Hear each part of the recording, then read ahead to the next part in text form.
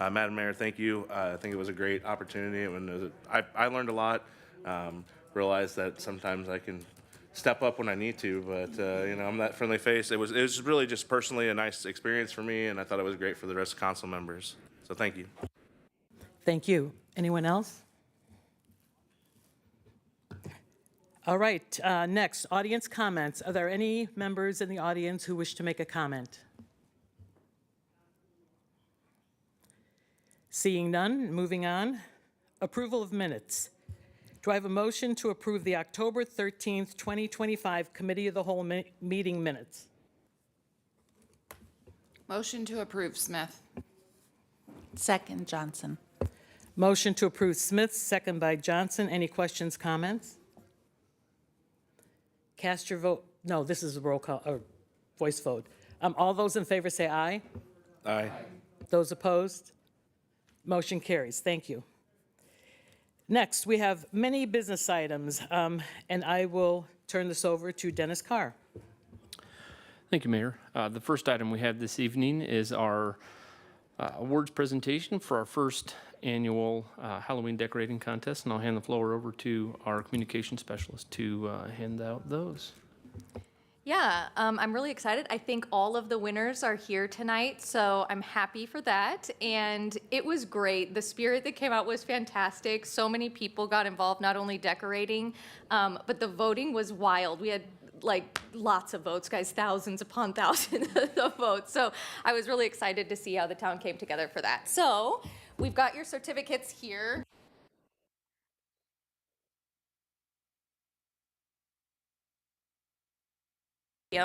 First, we have for the most creative, Brad and Rachel Wilkie. Yay! Guys. Thank you. And I also am doing double duty for the picture, if you won't mind. You can open it up, yeah. I'm going to need an assistant in the budget next year. Just kidding. Okay. Great, thank you. Thank you, guys. So cool. All right. And then for family friendly, we have Tim Randall and Paula Arnold, and Tim is here tonight.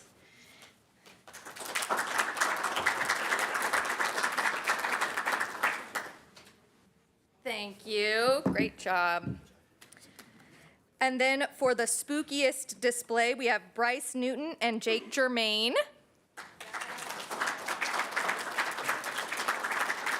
Thank you, guys.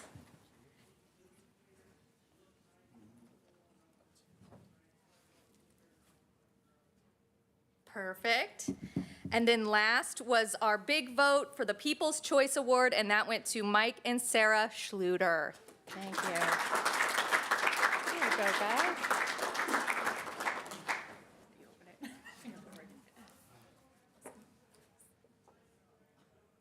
Perfect, thank you. And I might just add here, you guys are welcome to stay and partake in the rest of council, or if you need to go, feel free. But thank you very much, it was wonderful.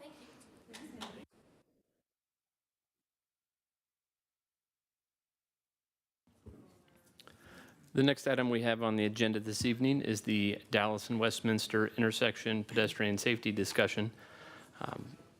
At the October Committee of the Whole meeting, we had two different families come in and talk about the concerns they had with their children crossing Dallas Road there at Westminster. They provided a picture. I have hopped into Street View and took kind of a picture from the south side of the intersection looking north, and that's in everybody's memo. Kind of looking at that, you can definitely see there's some congestion in that northeast corner with the power poles and utilities, as well as the speed limit sign and some other items there at the corner. When looking at some of the specific items in traffic calming that might be able to be used in this intersection itself, we do not currently ourselves have a traffic calming policy, so I did look at our neighbors to the west over there in Peoria. They've got a fairly well documented traffic calming policy, and so kind of looking at where or what might be able to fit in this intersection from their policy guide. Didn't give us a whole lot of options. Largely, most of the The actual constructed features, whether it's a bump or a table, those type of items wouldn't necessarily fit based off of the stuff that they have in their policy guide. But two items that would fit, that I could see having some pretty decent success here, would be either the flashing beacon or the rectangular rapid flashing beacons. I did include a short summary on those two items. They both are going to cost about the same amount, just largely because there is no electric over there. I'm not sure how well solar would work with the tree canopies, but that's stuff that we could look at if council was interested in this, either of these two options itself. Regardless of which ones would be selected, it would largely be you push the PED button and then you would get some type of a flashing icon or a beacon or an over-under type lights that would allow the drivers to know that there's a pedestrian there. We have those on Business 24. Depending on if the actual pedestrians use them, they could have some success. I could see them having a lot more success here because it would draw a lot more attention to the pedestrians being at the crosswalk or ready to go. With as congested as the kind of the sight lines are on this one, on this intersection itself, I mean, anything that draws attention to there being a pedestrian in that crosswalk would be a huge benefit, and I believe it would add quite a bit of safety to it. Looking at it, we did kind of estimate a cost based off of what we had on Centennial on that bike path project, which was just about $50,000 to put in an RFP. I would assume that the cost for something here would be very similar, but I was looking for a little bit of discussion with the council on if one of these two options might be worth considering. If we're wanting to look somewhere else, we could look at developing our own traffic control policy instead of using Peoria's. Largely just looking for some discussion on this intersection itself. Before I call on anyone, I would like to say that during our Let's Talk Washington events, it seems like every single month there is someone there that talks about a safety issue. And as the interim city administrator noted, that we do not have a traffic calming policy, but it has been brought up and it is on staff's radar that we are going to develop a traffic calming policy ourselves to deal with many of these issues. So with that being said, do I have any comments? Not about the traffic calming, about this. Alderperson Blondie? Yeah, thanks, Mayor.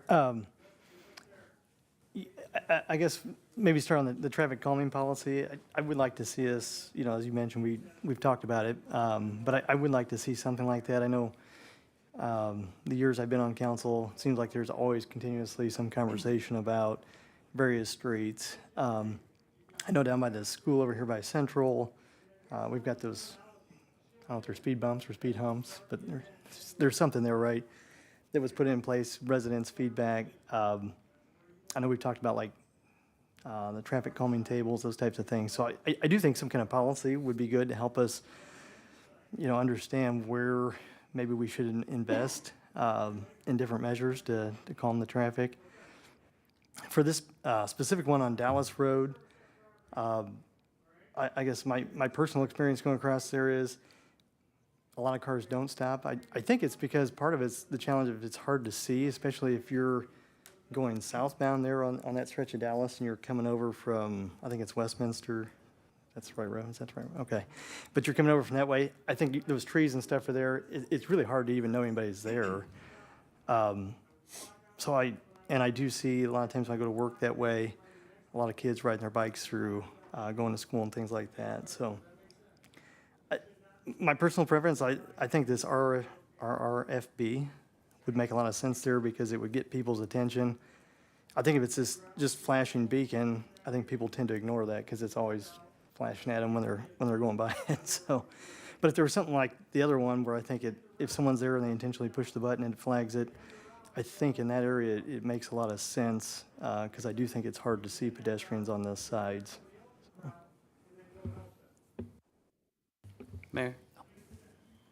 Alderperson Sluter?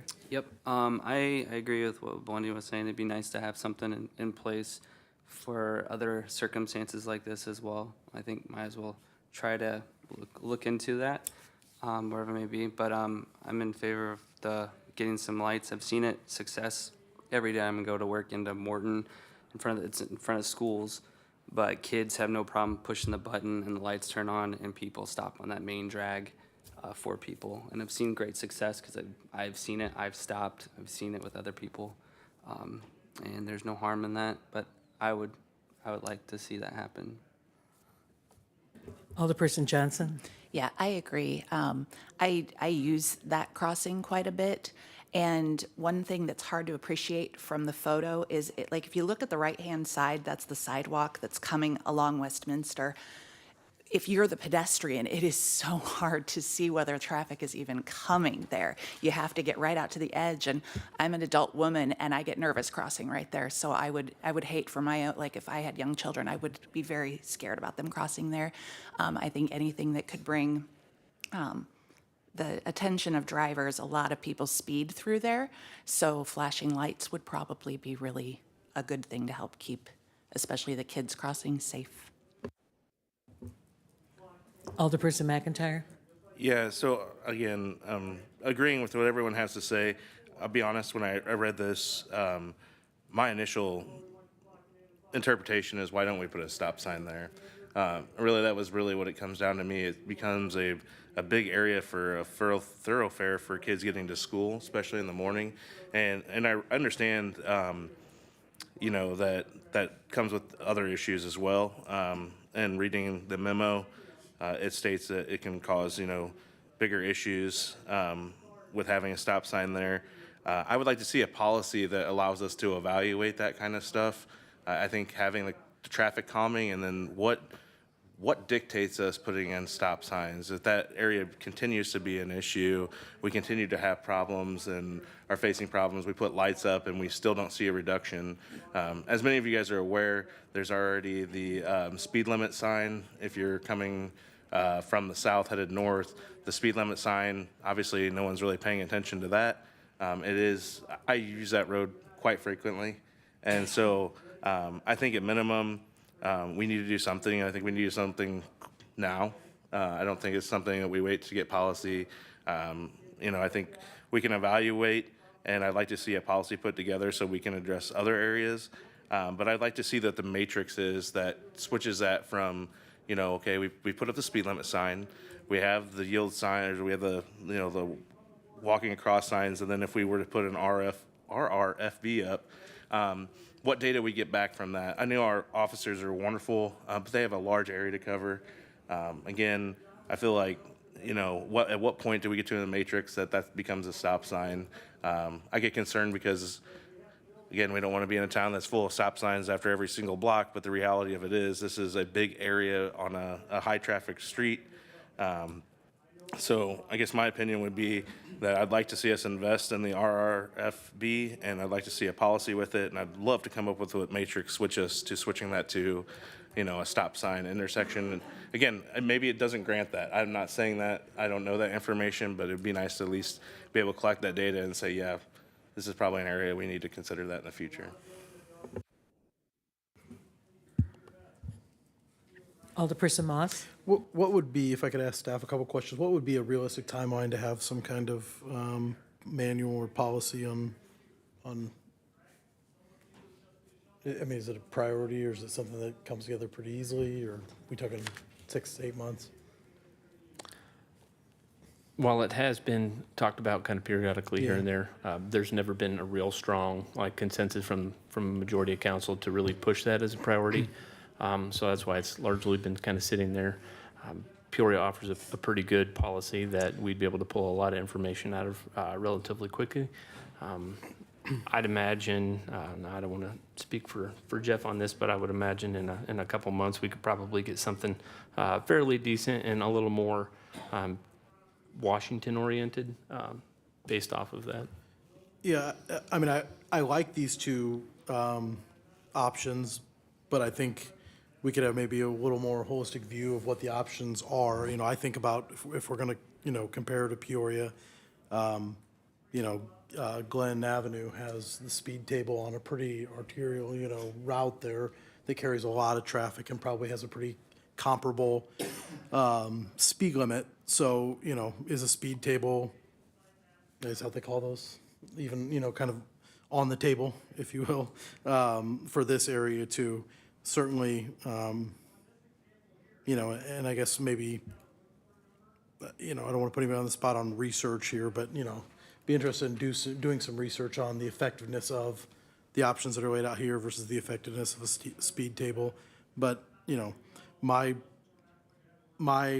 concern is getting the most effective solution, getting it in place before, you know, March, April, before the season of pedestrians, you know, really ramps up again. But, you know, I like these options. I a little more, you know, holistic thought on the topic, I think could be helpful before we move forward with any one particular option.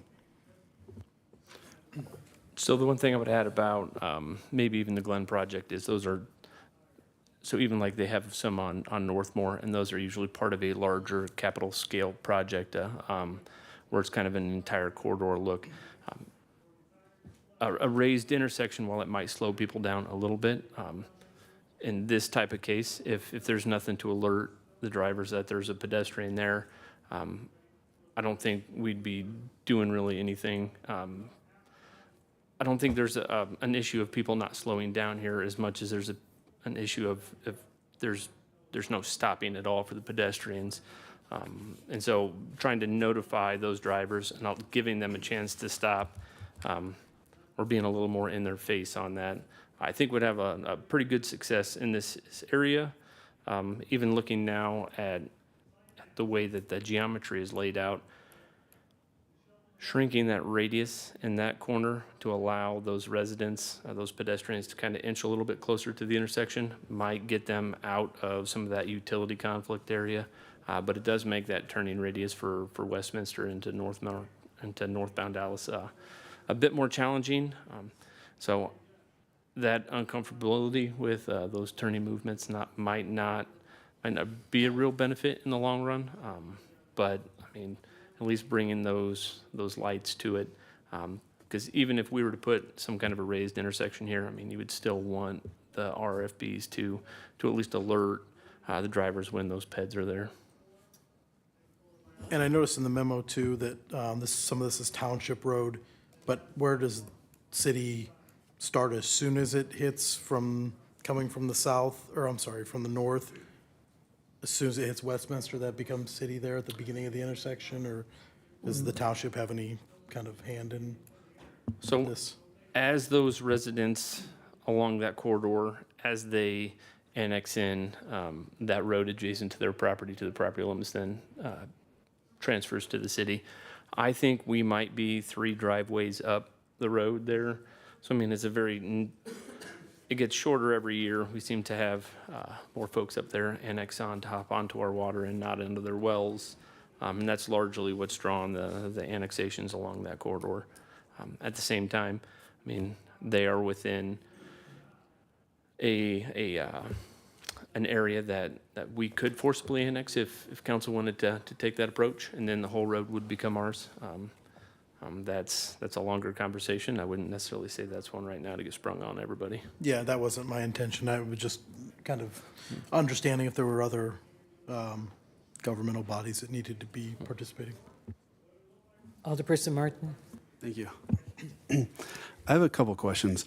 It seems like either one of these would be great or that would work for this situation, but I'm curious, genuine question, is this something that a city council should do in terms of like traffic calming policy, or is this something that should go through the police department? And does the police department have traffic calming measures already set that they kind of go by? And then what is your actual opinion on this case? Traffic calming, a policy should involve police, engineering, public works. Really the most bang for your buck that you get, in my opinion, for traffic calming is out of engineering. Whether they're permanent infrastructure measures or delineator posts or whatever.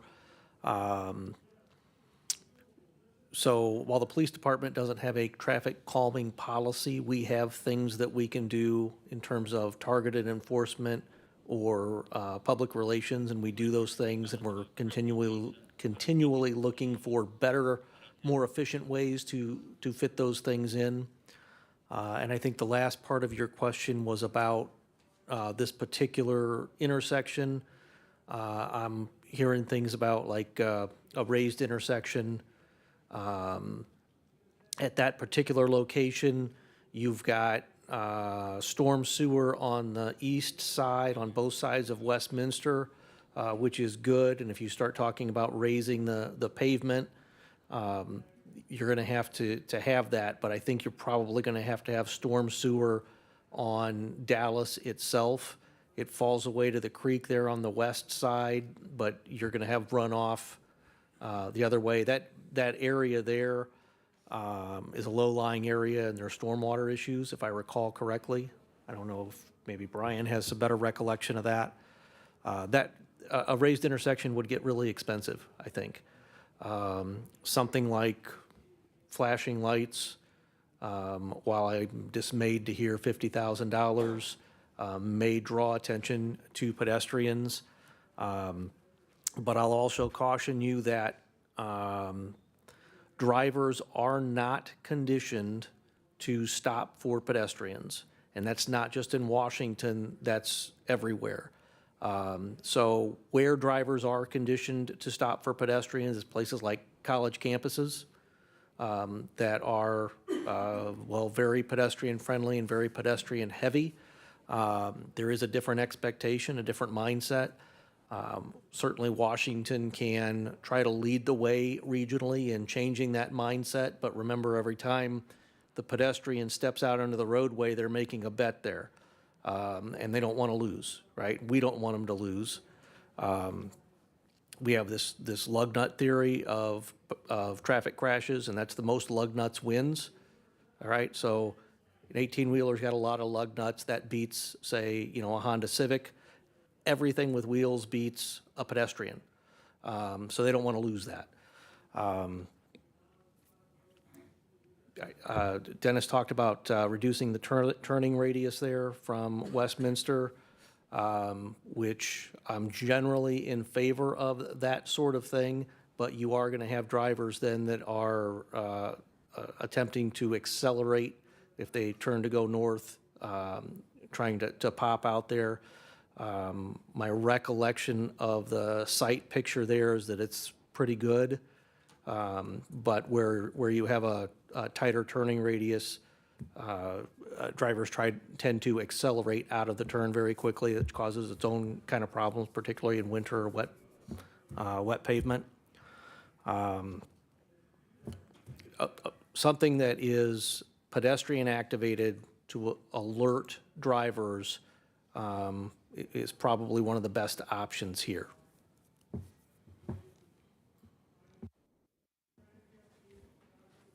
Any other comments? Alderperson Martin? And this is a high pedestrian traffic area.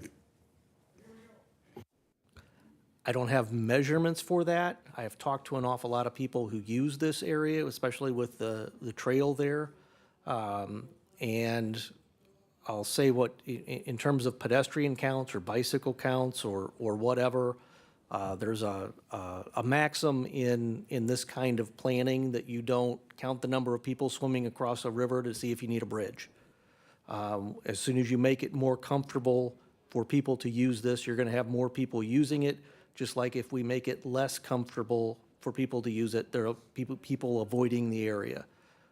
So generally speaking, if you are making it more comfortable for pedestrians, more comfortable for bicyclists, you're going to get more of that traffic and probably better serve residents. All right, so what I heard was a consensus for the rectangular rapid flashing beacons. And I also heard a consensus to form a traffic calming policy.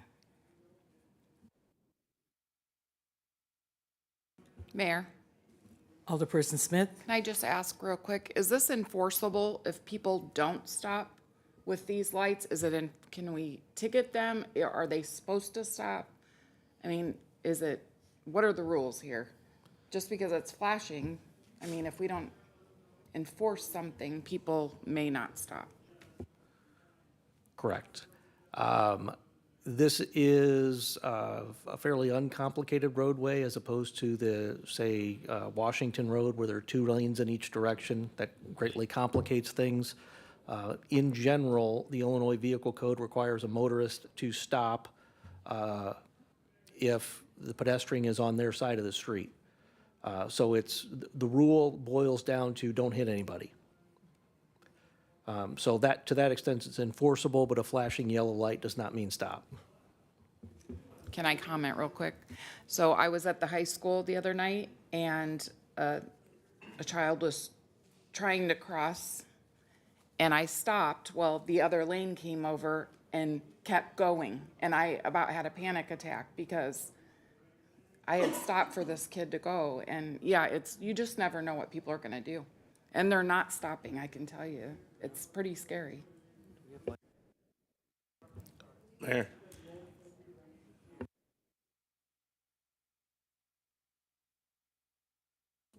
Let's use our microphone so the audience. So what I'm talking about is in front of LaFleur, when they leave the school and cross over Peoria Street to the other side, like Spring Street. This is where this happened. There's a rapid rectangular flashing beacon there, yes. And sometimes the pedestrians use it, sometimes they don't. Okay. Thank you. Alderperson McIntyre? Yeah, I guess for me, I'm just looking over this again, and again, I read over it the other day, and I'm looking at it, and under the manual on uniform traffic control devices, it says stop signs should not be used for speed control. And while I agree with that, this to me is not exactly a speed control issue. This is a crossing issue more than anything. And I guess that's where, for me, I struggle to not think, if you're coming from the south headed north, that's a blind corner, and if you're pulling out of Westminster and heading north, it's a blind corner. And so, again, I feel like it's a dangerous intersection regardless because of the little cut and curve in there. And I know looking at the picture, it's a straight road once you get past that intersection. But to me, I wonder if we're having an issue with a crossing, specifically one that our children are using, or elderly, I don't care who's using it, pedestrians period in Washington. At what point do we deem that an intersection we would consider a stop sign at? I guess that's where I have the biggest question, because to me, again, you stop and there's somebody there, there's a lot less chance that they're going to get struck, or they're going to get struck at a high speed of 30 to 35 mile an hour. So, yeah, that's just my opinion.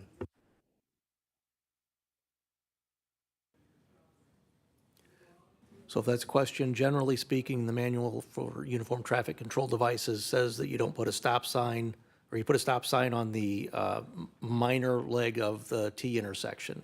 So it would be where it is, and the danger of a non-standard deployment is that you have more drivers disobeying it, and it makes it less predictable, both for other drivers and for pedestrians. In theory, yes, if you get somebody hit, it's at a lower speed, and that's always a good thing. I don't know what with the traffic counts here and the geometry, whether there's a justification for a three-way stop. My guess would be no, but it's something to look at. So is this something that would be determined in a traffic calming policy?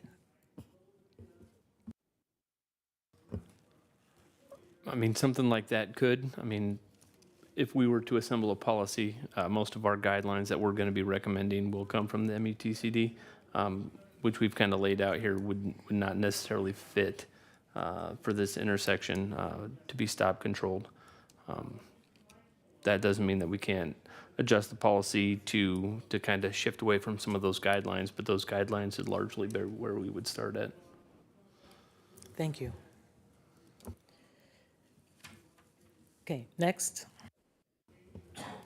The next item we have on the agenda this evening is the proposed 104 to 106 North Main Street redevelopment project financial assistance consideration.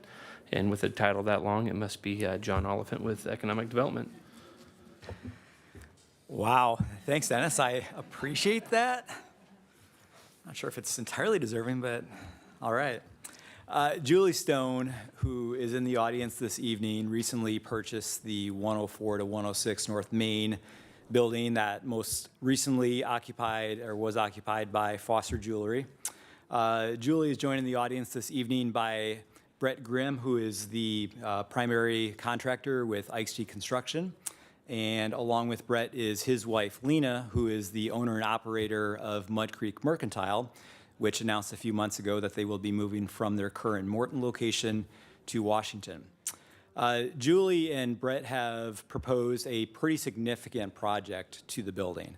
The building has been around for about 100 years, a little over 100 years now, and is really in need of a refresh. There's been very little in the way of any significant maintenance to the building over the years. The primary exception to that was a project that the city participated in through TIF funding in 2017 for tuck pointing and some waterproofing of the building. Beyond that, there's no record of any building permit since the city started issuing building permits in the early 1960s. I've outlined in my staff memo the various components of the project, consisting nearly entirely of an exterior remodel to the building. The one exception to that would be the installation of a structural steel beam to accommodate the living space on the first floor, or the back part of the first floor. You'll notice also attached with the memo is the quote from IXG Construction. It has a fairly broad range between $162,500 and $227,500. And Brett has been pretty upfront with this and saying that that may actually be a little low. They don't know entirely yet what that cost may be until they get in there and do more work. They've been in the midst of doing an interior renovation now for several weeks, and I think daily, without speaking for Brett and his crew, they're finding more and more about the building. And as an older building, as you would imagine, there are certainly some things that as you begin doing that type of work, you begin to uncover. And so while the hope is that that is a fairly accurate cost range, it may end up being a little bit more than that. So want to be as upfront about that as possible. Julie's indicated that there would be 3 full-time jobs and 3 part-time jobs that would be created as a result of Mud Creek Mercantile moving to the building. And based on the projected annual taxable revenue, there would figure to be anywhere between $8,000 and $12,000 in home rule sales tax generated per year, and another $4,000 to $8,000 in the state's shared sales tax. The township assessor has conservatively based on the acquisition cost in the interior and exterior estimated costs that there would be just shy of $5,000 in new increment that would be generated per year into the TIF fund, starting with the 26 payable 27 tax year or tax bill.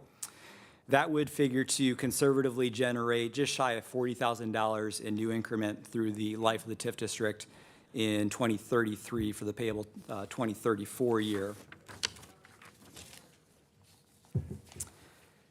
We're projecting as staff that the TIF fund will have around $278,000 in the TIF fund at the end of the fiscal year, about 5 months from now. That takes into account all of the remaining projected payments, both for the Tangled Roots project, which has a couple months remaining with that redevelopment agreement, as well as the first payment for the 120 and 126 Walnut project, which we do figure is going to start back up here fairly soon once that property closes. So that gives you an idea about what we have remaining. The project scored just over 70, which is the highest threshold that we have for scoring TIF projects. That would make it eligible for the highest funding tier, 40% for the eligible exterior costs and 20% for the interior. The TIF program currently has a ceiling of $50,000 as the cap for any project for any particular property within a 5-year period. Again, there's only been one project for this property since the TIF was created in '86. and that was 7 years ago for the Foster tuck pointing project. So if the $50,000 number were to be utilized in the drafting of a redevelopment agreement, that would provide for between 22 and 31% of the projected costs, again, on the range that was submitted with the quote. And in addition to that, it would provide for an estimated net impact of about $118,000 through the end of the life of the TIF with the projected sales tax and the estimated increment. Given that, we would look for any input on the drafting of an agreement. Would point out that it'd be wise to split the payments into at least 2 to 3 annual installments, as it's typically been our custom with TIF agreements in the city. I've attached a couple of spreadsheets that look at the different costs, including the hypothetical spreading of those payments over the course of 3 years. The column on the far right of that second spreadsheet shows all of that net impact, what could be the city's cost of $50,000 as a comparison to what would be anticipated for both the sales and property tax generation. The last thing I want to point out before opening up to any of the folks in the audience for any other further comments is that they do anticipate the project wrapping up sometime in the early summer of next year, again, provided there's no surprises. Once they get moving with the project, that may slow that down a little bit. Mud Creek Mercantile would be open here fairly soon, and they would be able to continue operating during that construction period. So with that, I don't know if any of you want to offer anything else, but otherwise, we'll open up to any questions or comments from the council.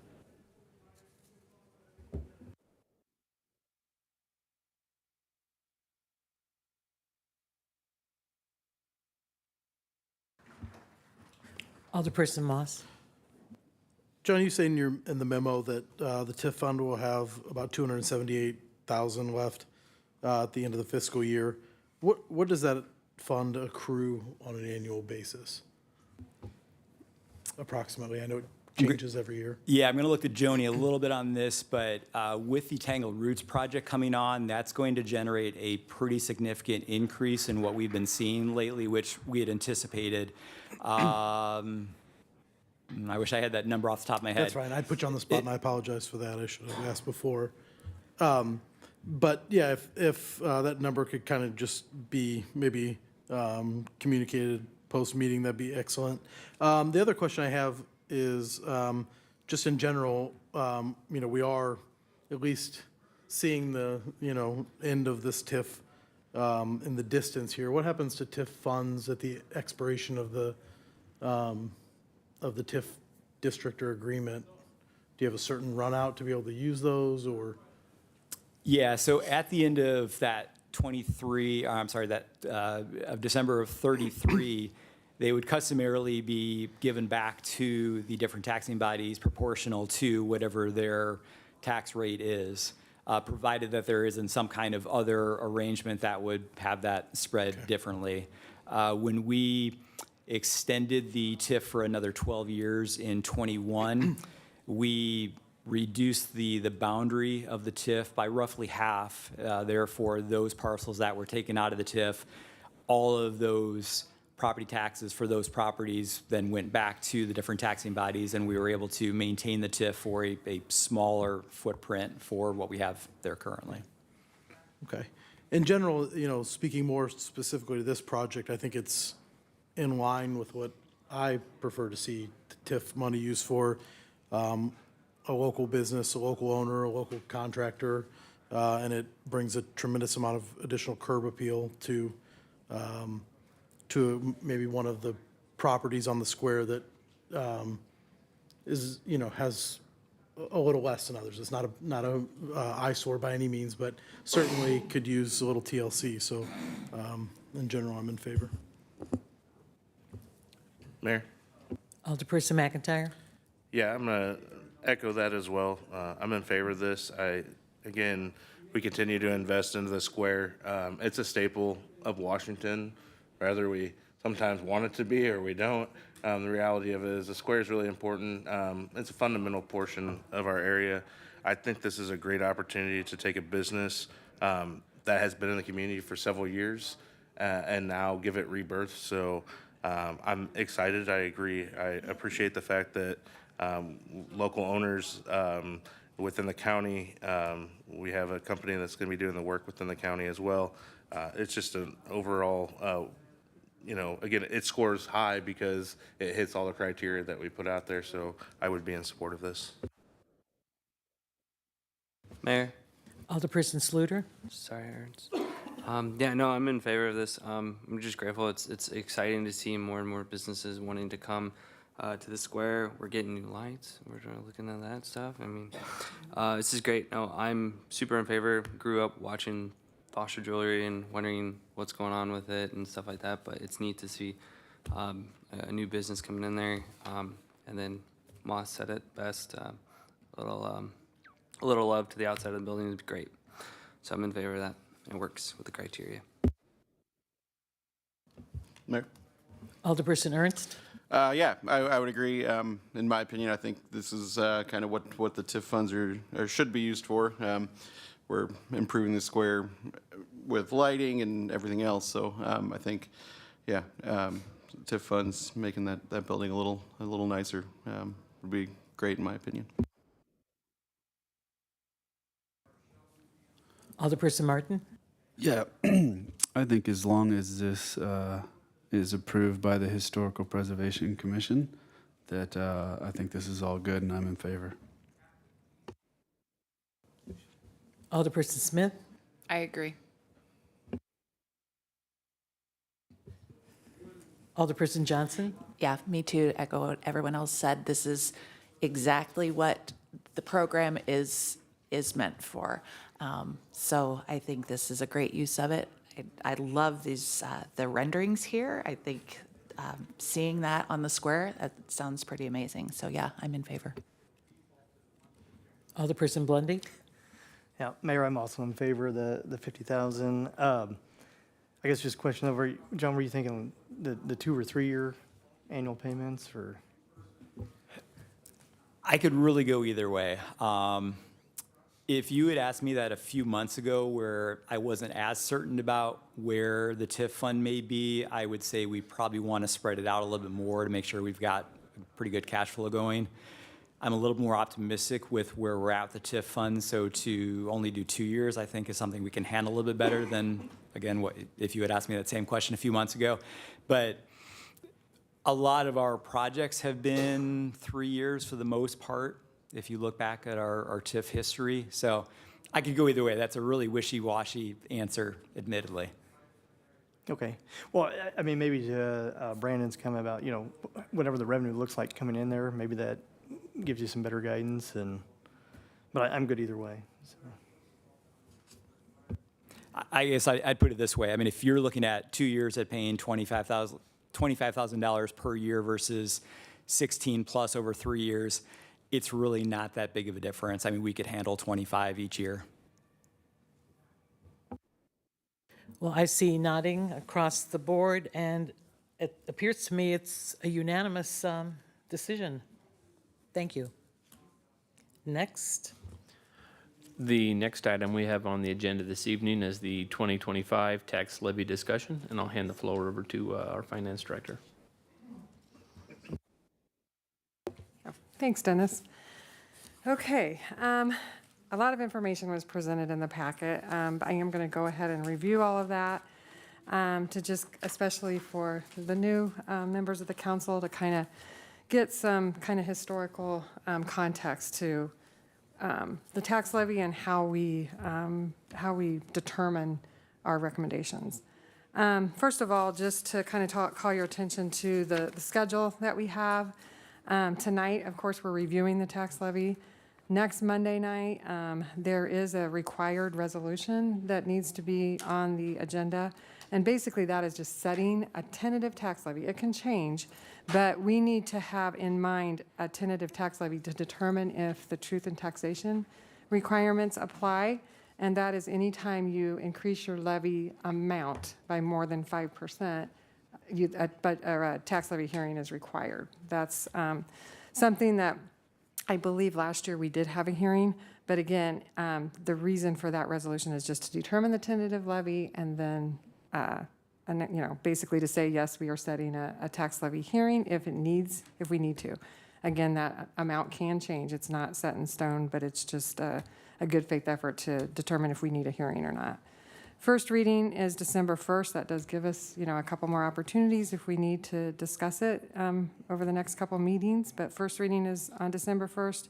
If we need a hearing, it's on the 8th, second reading and adoption on the 15th, and then it's due to the county by December 23rd, the fourth Tuesday in December. So that gives you kind of an idea of what we will be going through in the next 6 weeks or so to get this tax levy determined. So then the next page in the memo, basically just to give you a little bit of information about the property taxes themselves. Basically, they're typically about 8 to 10% of our governmental revenues, so kind of a small portion, but a very important portion. The largest share is for pensions, both police pension as well as IMRF and Social Security. So pension costs are comprise about 68%. And then we have a few other levies, including liability insurance, audit services, emergency management, and then our fire and ambulance and general corp. These are the levies that we have had in the past, the different costs that have been covered by the property taxes. In 24, or the taxes payable in 24 taxes payable in 25, the city received on average about 6.17%, and there is a graph somewhere, what page it's on. Second to the last page, there is a graph that shows that. So that's basically the property tax distribution just based on your property tax bill with the final of 2024 rates. We do use an average for grade school because obviously we have 3 that we average for that, but this gives you an idea basically that the city portion is about a little over 6% of the total property taxes paid. The biggest share are the schools, which is probably not surprising. The high school, grade schools, and ICC receive about 75.6% of the property taxes. The next bullet point is just talking about the equalized assessed valuation, which is a very important factor in determining. And basically that's for, the city as a whole and what our assessed valuation is. We get that number as a estimate from Tazewell County, and that came in this year at $474,566,809. I always kind of adjust that down a little because there will be board of review disputes, and that number typically does go down. We try to get as close as we can in order to give accurate information, but I do bring that down a little bit. So this year I'm bringing it to $474 million, just kind of based on those disputes that I saw last year. This, in comparison with the 2024 final EAV, so the county in March provides what that final rate-setting EAV is. 429,006,947 is what that ended up being, and that was a 10.49% increase. That's on the heels of a 7.79% increase last year. So obviously, I wanted to find out what's going on there. I could tell based on the reports they gave me that the new development was about 1%. So, it was obvious to me that we probably had another equalization factor increase. So I did talk to April Morgan with the township assessor to confirm that. This is the 3rd consecutive year that it's been over 8%. She did indicate that, yes, the equalization factor for this year is 9.5%. Like I said, last year it was 7.79, the previous year 7.03, and the year before that 2.5%. So the last 4 years we have had an equalization factor. Other than those 4 years, my other 27 years, we have not seen that. I know during Gary Twist, who was the previous supervisor assessments, he never had one. So just to kind of explain that, or the way they explained it to me, is it really has to do with the real estate market. If you take a look at the real estate market, and I think everybody is aware, the last, several years, it's crazy what, houses go for. So houses are being sold, and that's the information the state of Illinois is looking at. So houses are being sold for these ridiculous amounts, and that's not what's on the books as their assessed value. And so there is a mandate that the state will provide that, okay, this is what, as a state, last year, I forgot to ask what it was this year, but last year it was 30%. The township and the county has to go through this whole process to refine it for our area, because obviously we're not Chicago. We're not, the suburbs of Chicago.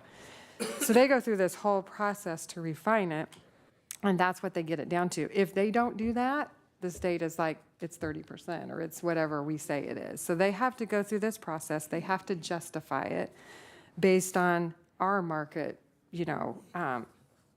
experience. And this year it's 9.5%. So that tells me, just like last year, that yes, there's a 10.49% increase in the EAV, but 9.5 of it is because of the equalization factor.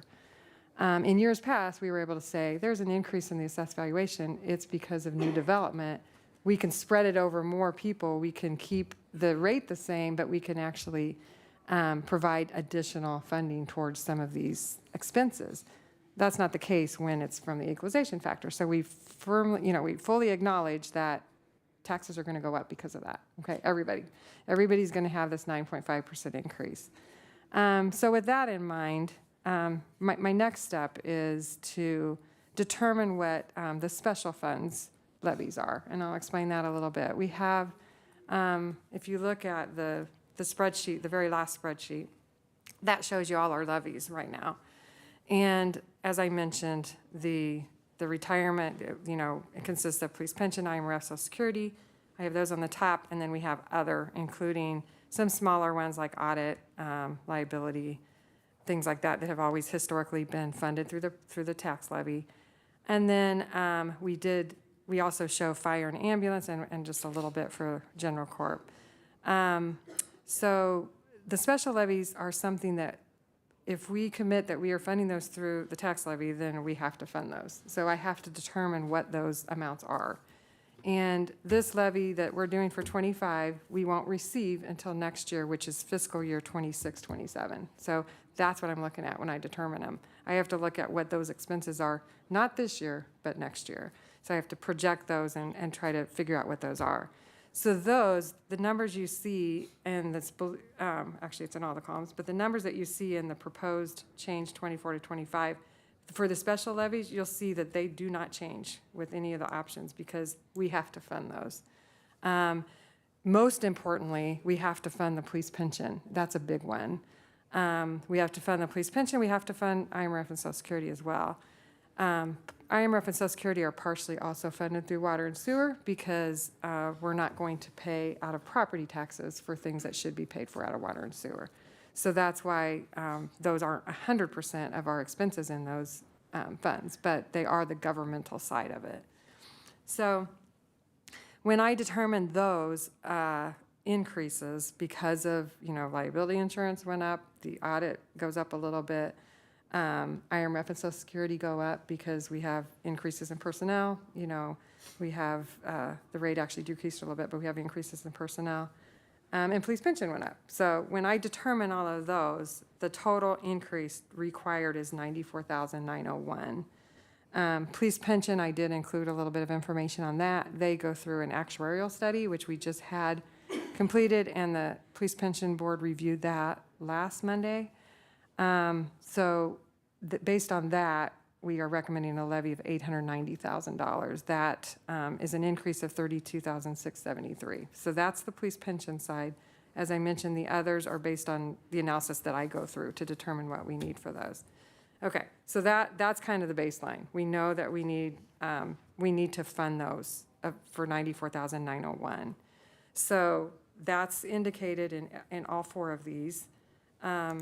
And so when I start this process, again, I talked about the EAV. We're using $474 million, and that's that number in blue at the top, 2025 projected rate setting EAV, $474 million.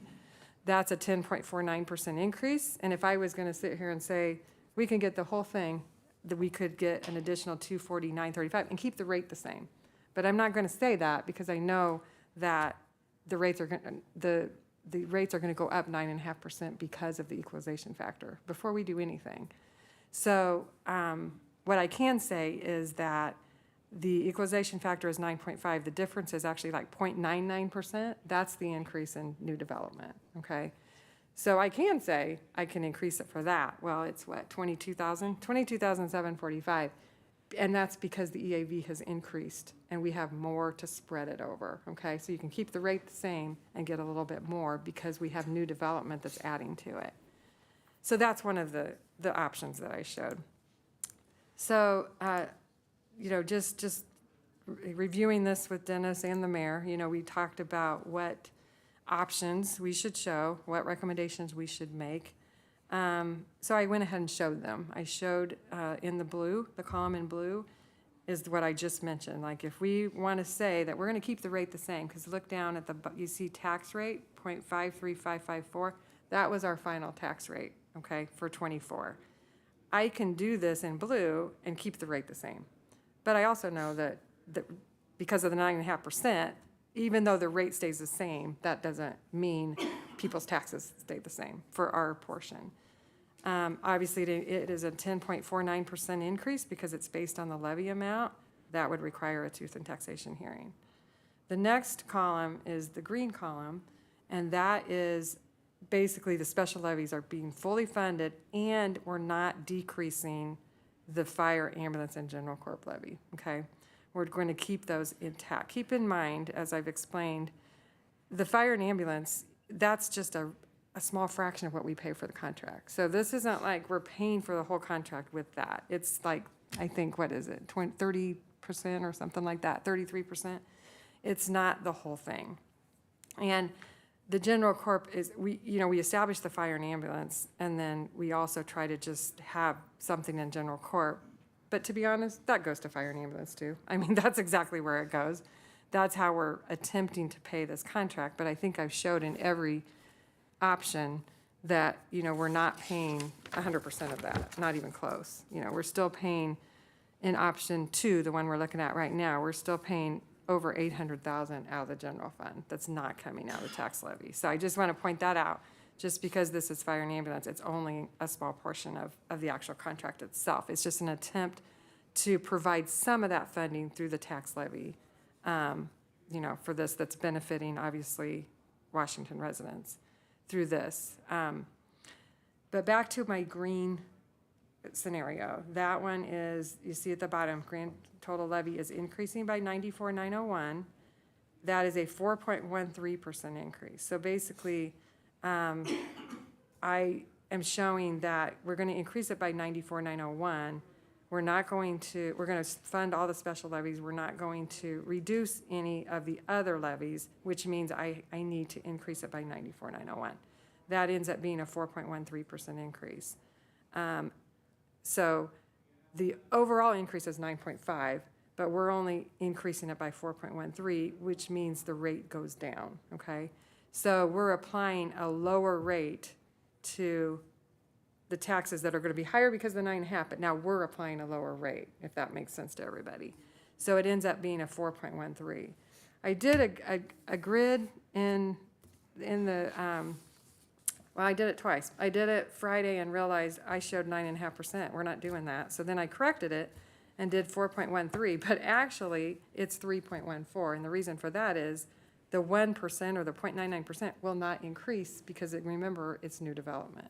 So really, when I show, and let's just jump down to 10,000 because nobody pays a $1,000 property tax bill. This is just a way to equate it and then, you know, incrementally increase it. But let's say you have a $10,000 property tax bill. Our portion, remember, 6.17. So that's another really important thing to understand.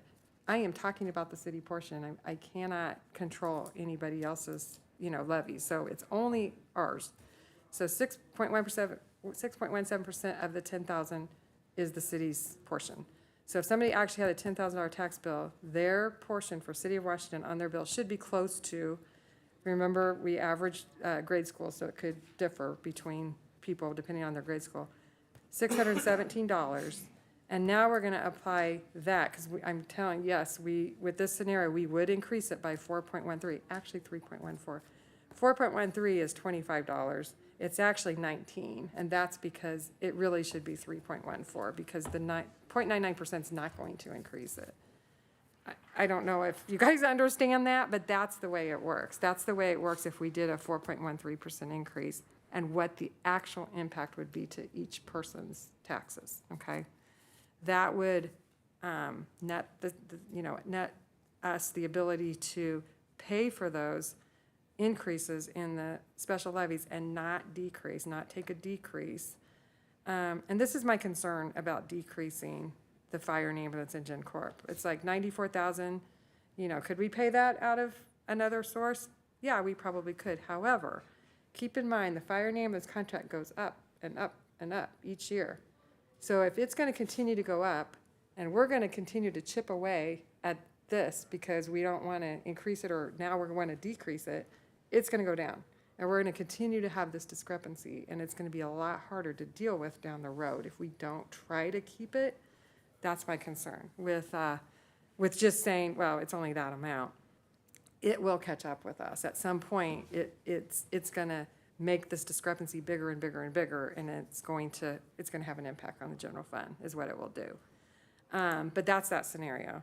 The third one in yellow, I showed just because I wanted to show you that the increase from new development is 0.99%.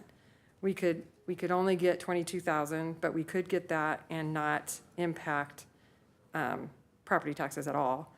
That 22,000 would then mean that we would have to reduce those, fire and ambulance or Gen Corp, whatever you want to call it, by 72,000 in order to accommodate the increase in the special levies of 94,901. So we showed that just to show that, yeah, you could do that if you don't want any increase at all. If you do the orange one, which is basically keep the levy amount unchanged, keep in mind, there's a 1% increase, that there's not going to be an impact. People's taxes would actually go down with that scenario. But we would, we would lose that 94,901 again, and we would have to pay for that someplace else. So that's the 4 options I'm showing this year.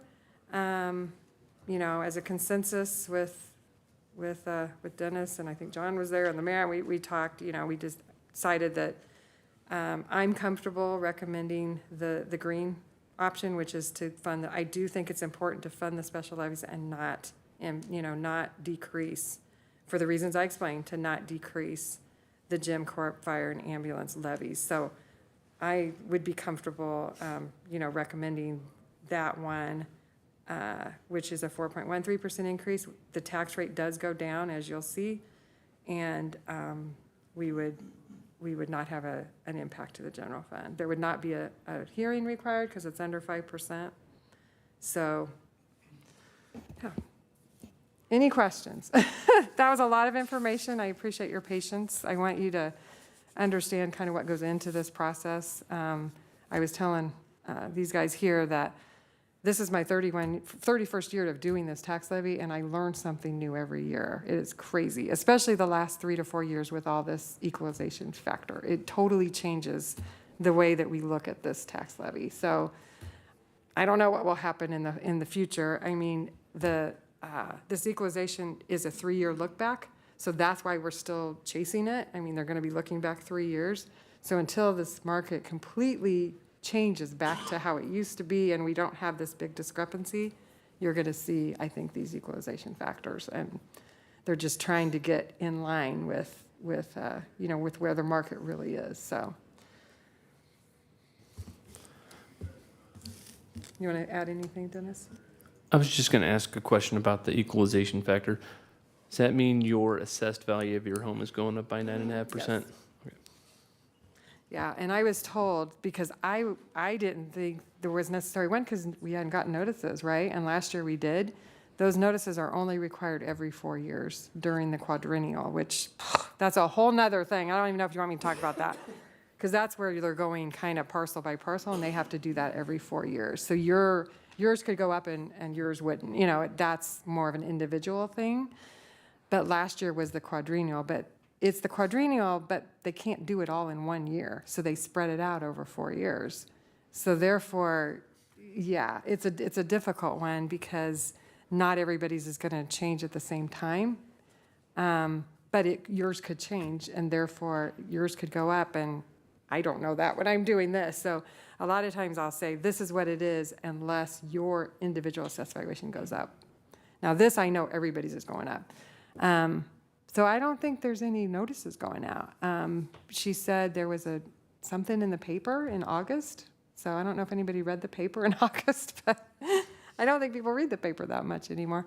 But anyway, they're only required to send out notices every 4 years. So last year was the year they were required, and that's why everybody got a notice last year.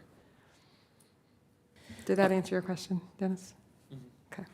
Okay, to clarify, tonight, you need to know if one of the choices chosen needs a public hearing, correct? Yes. And so the only choice here that would need a public hearing is the blue choice. Yeah, which honestly, I'm not even recommending that. So I don't believe there's a public hearing going to be required if we do one of the other three. But we do still need to kind of set a tentative levy. It can change, but I need to know what to put in the resolution next week. At least going into next week, and then again, if we talk about it next week, if you want to have more time to think about it, it can always change, but I have to have a number to put on that resolution, and it's got to be one of these numbers that you're looking at in these scenarios. Okay, so let's look at this blue one. So does anybody favor the blue one? No, so we can eliminate that, so. And Mayor, I will say that last year we did do the highest one, and that helped a lot, because if you remember, last year, the fire and ambulance contract went up like over $300,000 a year. And that allowed me to put some money towards that. So that was a really good thing. And we did appreciate having that. That helped to kind of bump those levies up a little bit and have those funds, which is why it's important to keep them there, because we are dealing with increases in that contract, and it does have an impact on the general fund. But since we did it last year, we were, we're comfortable where we're at with that, but we don't want it to decrease. And then also to clarify, you are recommending the green box. Yes. So with that being said, any discussion regarding which choice you like, or if you have any questions? I just had a question. Alderperson Sluter. Yep, that's me. So you said it was you and then 4 people that you discussed already about the green, is that right? Well, I didn't- we were in a Oh, meeting. Joan, so Dennis, John, and the microphone. Sorry. Dennis, John, the mayor, and I were in a meeting, and we talked. Were you there, John? Yeah, I thought you were. And you guys were just going over, you were. I was just trying to explain to the mayor, so Okay. she kind of understood. I'd already gone over it with Dennis and John, but we were just trying to explain, so she had a good understanding of it going Right. in. So yes, we did have that Yeah. discussion. From the explanations and stuff what you guys were sharing and comfortably, I would say the green one would be comfortable for me, but that's just me sharing my opinion on that. But it's nice to hear other people's opinions and 31 years of experience doing it. It's also, Thank you. Alderperson Blondie. Yeah, I guess, probably every year I get a little stuck on this one, right? But I guess to me, it's hard to know, right, of should we go between 0 and 10%? Without, I think, having to me, a very clear picture, right? Because I know there's talk in there about EAV, there's talk about the tax rate and all that, but the only thing we really do, right, is we set the levy. And the levy, in my mind, should be based on our need. And that doesn't jump out at me in this memo here of what is our true need. And so I can see like the retirement, IRMRF, police pension, Social Security, Medicare, okay, I can see those as needs, right? And we need to fund that. So I guess what I'd like to see, and if I caught the memo right, I think it's 68% is that's that group? Or? Yes. You're talking about what portion the retirement is? The retirement pension, the I police think pension, that was right. IMRF, 60, yes. SSI, 68, Medicare. over 68% of it is for those purposes, yeah. Okay. So that piece there doesn't really give me any heartburn, right? Because there's, I think, state statutes, whatever, right? We're committed to that stuff. We need to fund that. But it's now my mind shifts to the other 32%, which I think is this stuff in tort judgments, audit, civil defense, fire ambulance, general corp fund. But what I'm missing from there is understanding what is in those. So what is the $92,000 like from the general corporate fund? What is that going to? And I think we need a very clear list of what's in each of those. So then we can decide, I think as a council, to me it's the 32% we should be arguing about, or not arguing, but debating, right? And saying, do we want to fund whatever these things are? But I don't know what's in there. So like in the fire one, 164,000, like I don't know what that covers. It, you know what I mean? So. I mean, honestly, like I said, it's a very small percentage, and I think I just did a pro rata amount based on the fire and ambulance as a whole. I mean, I'm not sure if I can answer your question, to be honest. I mean, it's an amount that we developed over the years based on the contract and trying to, put any additional funds we had towards that. Because that contract is $1.4 million, and the majority of it's being paid out of the general fund, so. Okay, but that's where I get really concerned, right? I perk up and I say, well, we can't define it, but yeah, we're saying we need it, so. Well, that's all we could get. I mean, that's what we could get over the years based on, because keep in mind, every year we're dealing with the special levies, right? So. But this is not a special levy, right? Fire and ambulance? No, but you have to look at it as a whole. So every year, and I have another spreadsheet somewhere, the general fund levy used to be $350,000, okay? It has been decreased over the years to where are we at now? And that was the general fund. I'm not talking about fire and ambulance. That was Right. the general fund levy. Now it's at 92. Was 350,000, it's 92, okay? Yeah. We have chipped away, and that's exactly what I was telling you. And you keep chipping away at that, and all at once, you don't have anything to even put towards fire and ambulance, because the police pension levy is one that is going to you're going to have to deal with that soon. We had a good year this year, and that was great. But that is one that, we have unfunded liability that you have to deal with, and that's one every year. I was really pleased to see it was only 32,000. I mean, some years it's 65,000 or whatever. That's one that we're going to have to deal with, and at that point, we probably will have to possibly reduce something. But like I said, you have to take everything together. You can't just pull one of them out because the special levies affect it. We have to fund those. And then what do we have left? That's basically where we're at. We have to fund all the special levies. What do we have left? And like I said, General Corp was $350,000, and now it's 92. So through the years, I mean, it's been a few years since it was 350. Probably, I don't know, maybe 10. But it's basically been the kind of the catch-all. It's like, okay, we have to fund these. What do we have left? Oh, we either have to. We can add to it this year, or we have to take away. So it's hard to say what does it consist of, because it's kind of just been almost like a plug figure. Like, this is the amount, of the levy. And again, prior to the last 3 to 4 years, we had, and especially, we had a series of years where we had very flat EAV. And if you go back and look at those years, we didn't increase it. I mean, it's like we have very flat EAV. There was one year that the contract did go up, and we put that in the levy. It was an additional $100,000. We put it in the levy. But we had those years that it was very flat. But then we had years prior to that in the 90s where obviously our development was booming, right?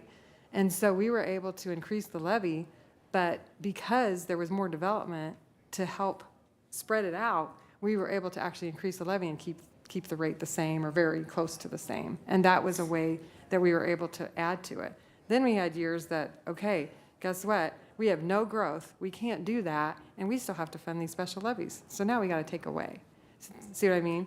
And so that's what's happened over the years. Is it's like do we fund those where they should be?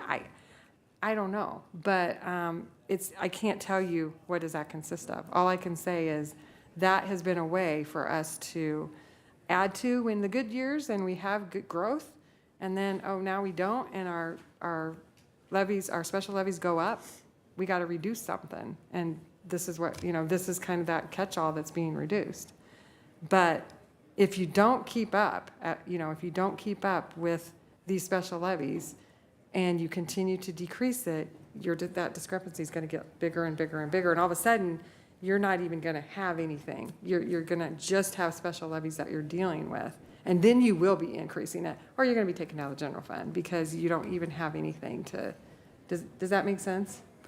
Well, I follow you, and I understand how the math works, but again, to me, the special levies there, I would put those in a mandatory bucket. And say, Yep, you are right. We're going to do those. It's these other ones that I can't still quite get my head around, because like even general corp fund, so the 24, there was $92,000 that went into that, but we're saying we don't know what we spend the $92,000 on. Is that what I heard? I mean, that's what I took away from it. So in general, when money goes into the general fund, so the general corp fund would go into the general fund. I mean, our general fund budget is several $1,000,000. So trying to point out something specific that the $92,966, I mean, we could go down a long list, and I can point to, well, it could have been that and that and that, or this and that and that. I mean, in general, this is a revenue. Even all of the other ones combined is a revenue that comes into the general fund. So removing that type of a revenue is just drawing from the general fund in a different direction. So, I mean, we're just talking about there is a revenue that we get in the general fund that right now we're calling tort judgment, audit, civil defense, fire, ambulance, general corp. If we don't fund that from the tax levy, then it has to come from a different form of income for the city, whether that's sales tax or probably not police tickets. It goes a different direction. But anything that kind of funnels into the general fund, those items, while we do have them specifically called out for that, because that's easier for us to manage, I mean, that is generally what we're speaking.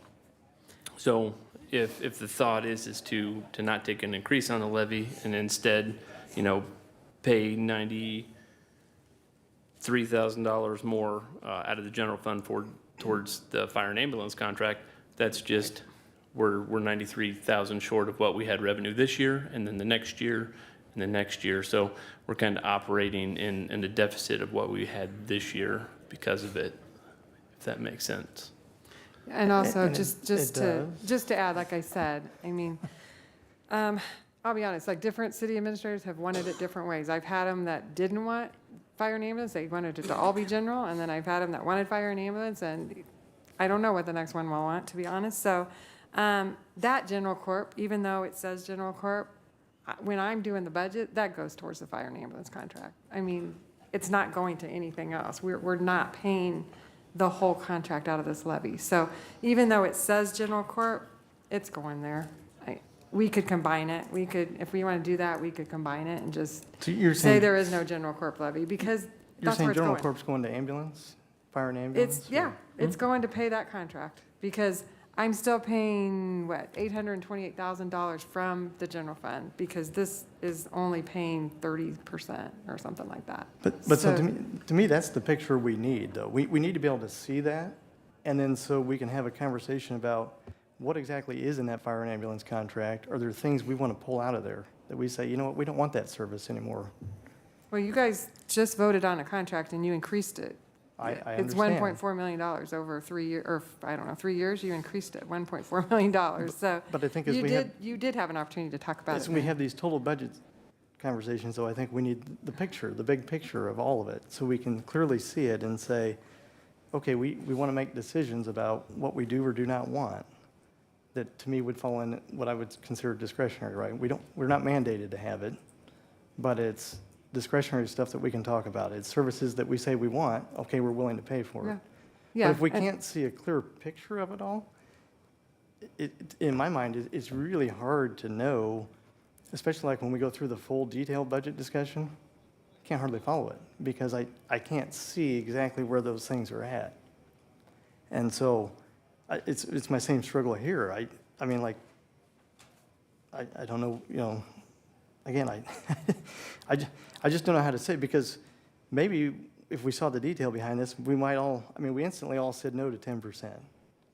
But maybe if we clearly understood what we were talking about, we might go, you know what, we want you to spend 10%, Joni, because the other 6%, it's worth it to us. But we don't know what that is. And so my default's going to be 0% because I don't know, right? I mean, and so without knowing, I don't know how to give clear guidance on it, on what we should set the levy at, because I don't understand the discretionary part of the detail behind it to know, is that, other 4%, is it worth it to put it in general corp, ambulance, fire, civil defense, all that stuff? And I If that appreciate makes your sense. question. I mean, to be honest, I don't know exactly what you want from me. I'm not sure what I can provide that will answer your question. Well, so like the 306,000 that says here for ambulance, what exactly, what services did that go to? And I know it's combined with another contract, right, or other revenue source that funded the full, I forgot what you said it was, 1.5 million or whatever it was, but I believe we had a levy and this was, I don't know, 5-6 years ago, there was an increase and we talked about the increase and the council agreed to put that in the levy, but the original amount wasn't the full contract. So we did put that levy amount in and I prorated it based between fire and ambulance. So it's not like you know what I mean? Like it was an amount that was on there that was established at some point and then the council agreed that, okay, there's an increase, we're gonna put it in the property tax. But it didn't cover the full amount of the contract. So I still had to prorate it. I still had to prorate in order to show that amount. so is the other part of that like covered through sales tax revenue? Yes, Or okay. absolutely. So Yes.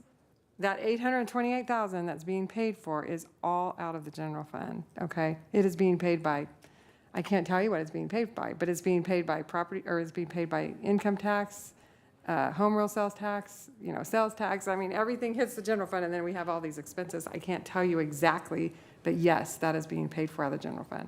I budget it, in fire and rescue, you can look in the budget, that's where it's at. And those general fund revenues are paying the contract. Property taxes is paying this portion of it. So property taxes go into the fund and then the difference that is funded by the general fund. So if that makes sense.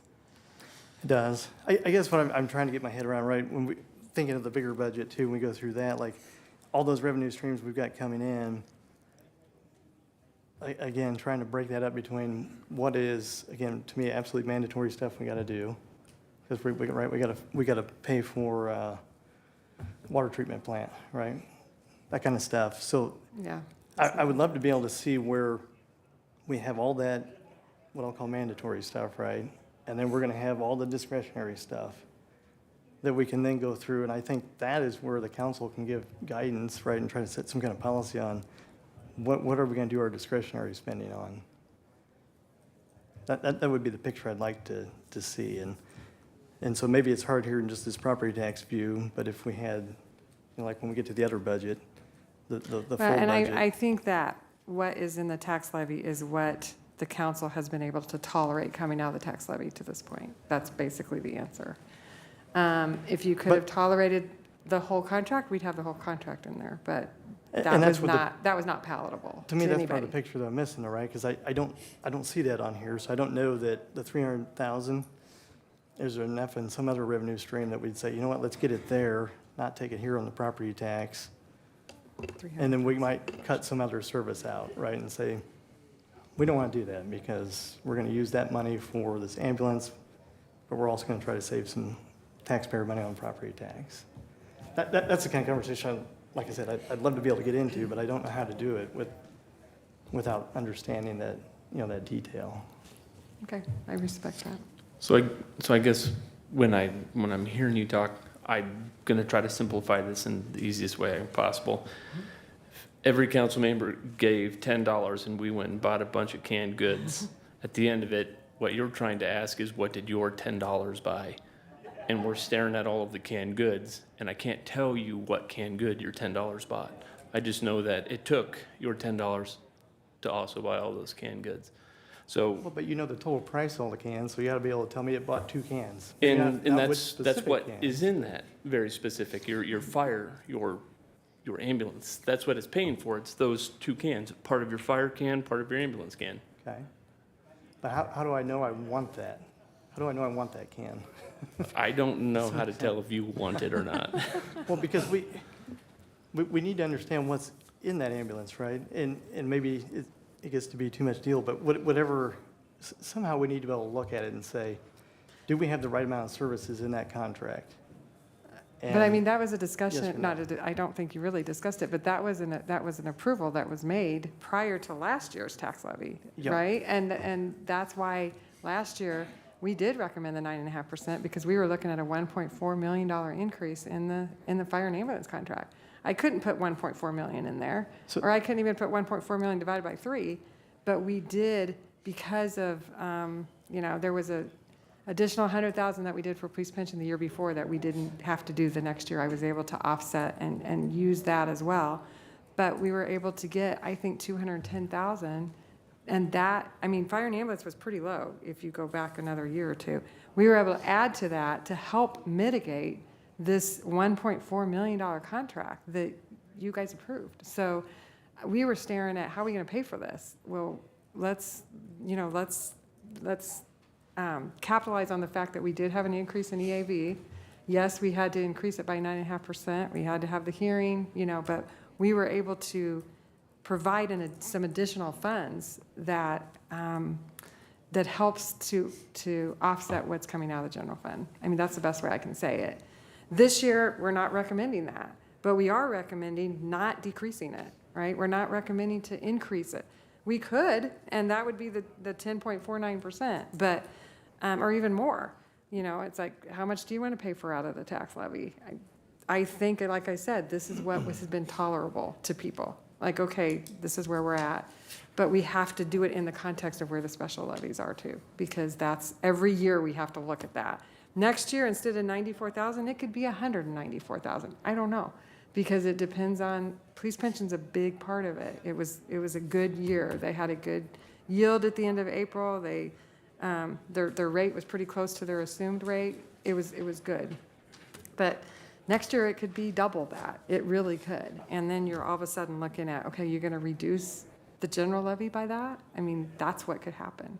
So in a year like this, when we do have these circumstances, you need to take advantage of it, or we're going to get further and further and further behind.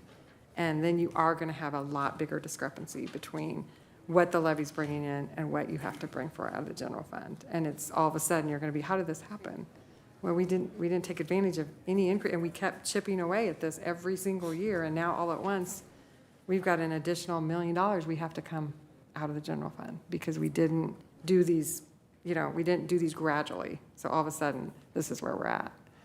And that is a real, I think, a real possibility that could happen, especially with the police pension fund. So again, I'm comfortable not increasing it the full amount, but I do think it's important to keep those intact. And yeah, those are somewhat random numbers, but that's the way it has progressed from year to year. And again, looking at each year individually, what's going on with special levies? What can we do? Okay, we have to increase it. Now we have to decrease this, or we can increase it. So that added to it. It's every year that we're looking at this. And it changes. The circumstances change every year, depending upon, now we're dealing with this equalization factor. We haven't had that until the last 3 years. We don't have as much new development. It'd be great if we could get new development. I mean, that's why we're always pro-development. We want development. We want to increase the tax base. That's why, 223 is important. If we could develop that, maybe we could be looking at, okay, now at once we can get more money to help pay for these things, but we're spreading it over more EAV, and therefore the rate doesn't change. And so your taxes will not change. I mean, that's where we were at in the 90s and early 2000s, but we're not there.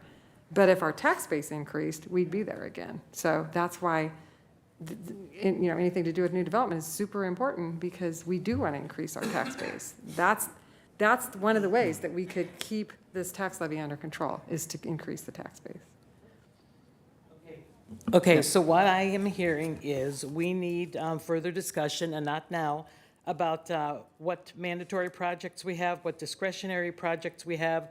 So Joni, you need to know something for the resolution. So we need to know like a consensus of these boxes. So we have one green one, one brown one. I need input, please. Mayor? Alderperson McIntyre.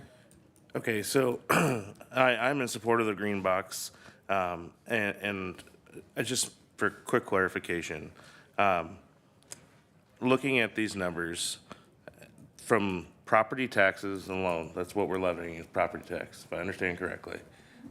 Third year at this, so should be able to figure this out by now. And out of that, our biggest investment is our employees. That's in our retirement, our MRF, our Medicare, and SSI. And then what we're looking at in those other areas, the 700 in the green box, the $737,405 is all the extra things that we provide. And that's coming out of your property taxes. So out of your property taxes, a portion of that is paying for fire and ambulance. A portion of that is paying for civil defense, audit, and tort judgment liability. And then I consider it a small piece, the general fund, which the general fund could consist of a multitude of things: streets, roads, signs. See, and that's just it And doesn't. then exactly. So We're to not me, paying we have to keep up. Yeah. Again, I Sorry. don't want to raise taxes as much as anyone else, but I'm looking at this piece of a pie, and I see that we're at 6.17% out of the total, costs in your taxes and stuff like that. I'm seeing, again, tax increases. But if we don't keep up with this, and we do let it falter, the only thing we're relying our budget on is literally income taxes, property or sales taxes and stuff like that. We have, at the end of the day, I'm throwing out numbers, $35 million budget for the year. We're looking at, 2.3 of it coming from sales tax. 2.3 of a $35 million budget. And we're sitting here talking about $94,000 that it would go up and increase to keep us with the rate of things going on. Again, I would love to say zero and everything, but as well as I do, if you go buy a new house tomorrow, the price that you're paying for that house is significantly more than what you bought it for last year, and the taxes on it are more, and you might see that little thing in the Zillow thing that says, oh, your property taxes are only this much. Well, the reality of it is it's much, much higher because you're purchasing it for not 10 times, let me rephrase that. You're purchasing it for $100,000 more than you were the year before. Again, that's where I think we're getting tied up in the reality of what a levy is. And again, that's your property tax versus the reality of our full-on budget. So for me, I support the staff on this one. I agree. I think that the green one is the way to go. We don't have to vote on. We don't have to go to a taxation because again, we're getting in that number that's right, and we're keeping us solid and safe as we move into the future. Is if we let that gap open up, like Jenny said, that's only going to cause future issues for the people sitting in these seats 10 years from now. Okay, Alderpersons Moss, Martin, Ernst, Smith, and Johnson. Yeah, Mayor. I think I would be in support of the green plan as well. Just kind of echo what Mr. McIntyre said there. Raising or increasing the levy or 4% now could save, potentially a 14% increase in the future, if I understand this correctly. I do understand Mr. Blundy's concerns, but I think that that is a discussion to be had when ambulance and fire contracts are up. We have to pay what we currently are contractually obligated to pay now, and this looks like the best way to do it. Alderperson Johnson. Yeah, it pains me because in a perfect world, like everyone else, I would love for our property taxes to stay right where they are or go down, especially those of us who reside in District 52, who are going to see an increase and a fairly substantial one. That said, we are committed to all of these things. We have to pay them, and just speaking for myself and probably most of the people I know, we would rather have small changes, and this is an increase. Option 2 is an increase, but it's a pretty small one over the course of a year if we're talking about that little percentage of $20 Yeah. for a $10,000 property tax bill. To avoid kicking the can down the road, because I know none of us want to be in a position where, or for a future council to be in a position where they have to do something really extreme. So I am reluctantly in support of option 2. Alderperson Moss? Joni, you spoke a couple times, and I just want, maybe even just if you're restating what you had said before, but the kind of the compounding nature of, let's say, the option 3 of a yellow, can you explain that to me again, just so I make sure I have a good understanding of Sure. the ramifications of something like that? I think I understand your question. So basically on option 3, that would be a $72,000 or decrease to these, I'm going to lump them together, these general fund levies, which is fire and ambulance and the general corp. It would decrease in total by $72,000 in order to, because again, option 3 gives us the 1%, which, like I explained, doesn't increase the taxes, gives us the extra $22,000. So we decrease it by 72, okay? So, what I'm saying then is now the levy has gone down, right, from what it was, because it's the, 306 plus 92, and now it's gone down 72,000, so we're starting at a lower base. So we go into next year, and all of a sudden, oh, now general fund, or the special levies have gone up 150,000, guess what's gonna go down 150,000? That levy, okay? Because that's exactly how I've explained it. Unless you do want to increase it by 150,000. But if you don't, and you want to keep it the same, then that means you're going to have to decrease it. So if you continue to do that year after year, you're going to end up at a point where you cannot, you can't fully fund those special levies. Because once this general fund's gone, then that means that you're not going to be able to fund those special levies through the tax levy. And now you're getting a bigger and bigger discrepancy because the fire and ambulance contract is going to go up every single year. I mean, we know what it is the next 3 or 4 years, but it's going to go up after that. So you're going to be looking at increases. And so you're going to have a higher contract cost you're paying for, and you're going to have a lower tax levy to put towards it, or tax funds to put towards it. So now all of a sudden that gap is going to get bigger and bigger, and you're going to be paying more and more and more out of the general fund. Am I oversimplifying it to say that, you would prefer to raise it 3%, just pick a number, the next 3 years versus raising it 9% in 3 years? Is that the kind of? Yes, and again, the reason we're raising it is to cover those, we're not raising the levy towards fire and ambulance, right? We're keeping it the same. So the reason that we have to increase it is to fund those special levies. So yes, we are increasing it, but we're not adding any funds. We're still paying. But if we're decreasing it, then that's even a bigger problem because the contract's going to continue to go up. And so that's what I was saying. But yes, that would have a compounding effect. And again, it depends. Every year is different. We could be sitting here, not me, you guys could be sitting here next year, and it could be like, oh, we had, 5% new development. Guess what? That doesn't increase anybody's taxes because those 5%, those extra development, they're paying it, we're not. So it could be a whole different situation, and all of a sudden, it's like, this is great. We have the money, we can pay the special levies, and we're good. I don't know, so I can't say for sure what's going to happen in the next, 5 to 10 years. But if you think, and I do, these special levies are going to continue to go up because things go up. So IMRF is going to go up, police pension's going to go up, everything's going to go up. So if you don't have that increase, which is what I talked about before, in the tax base, then you're going to be faced with this every year. And if you don't want to ever increase it, then it's going to decrease every single year. And then eventually, you're not even going to be able to fund those special levies. Thank you. I mean, it's a tremendous amount of information and analysis that's kind of necessary, and economic factors, market factors. I think what you're saying, I mean, it's kind of an extraordinary year in terms of the equalization factor. Those I don't have the history right in front of me, but, 7 on top of 9 on top of 4, that's tough for people to swallow because while it's an increase in the value of your house, I mean, none of us realize that increase in value today. I mean, I might live in my house for another 20 years, and so that means nothing to me in terms of,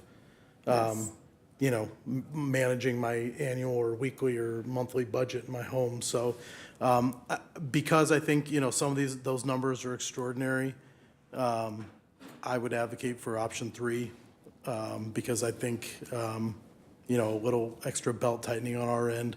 I do think we deserve to realize the fruits of our labor in terms of new development. So that's why, but I think there's a lot of other factors at play that should see us try to reduce that increase on residences responsibly as possible. Thank you. Alderperson Martin Smith? I look at this as the best thing to do, wherever it comes from, everything with inflation, however much everything costs, goes up. And so you have to pay for that. So the best thing to do is to keep the rate the same. Because you have to manage, as inflation goes up, so does the cost of everything. So that's kind of how I look at it. And any way we can make the rate go down, I mean, that's good.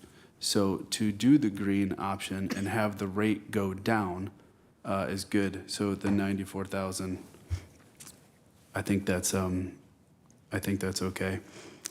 And I kind of look at it as, if your property tax rate stays the same, then if this goes up, then it's kind of like income tax. Your taxes didn't go up. If you make more money and you pay more taxes, if your tax rate stays the same. So the fact that we could do this and lower the property tax rate a little bit, I think is good. Well, I believe that's a majority for the Greens. Thank you. Thank you. Moving on.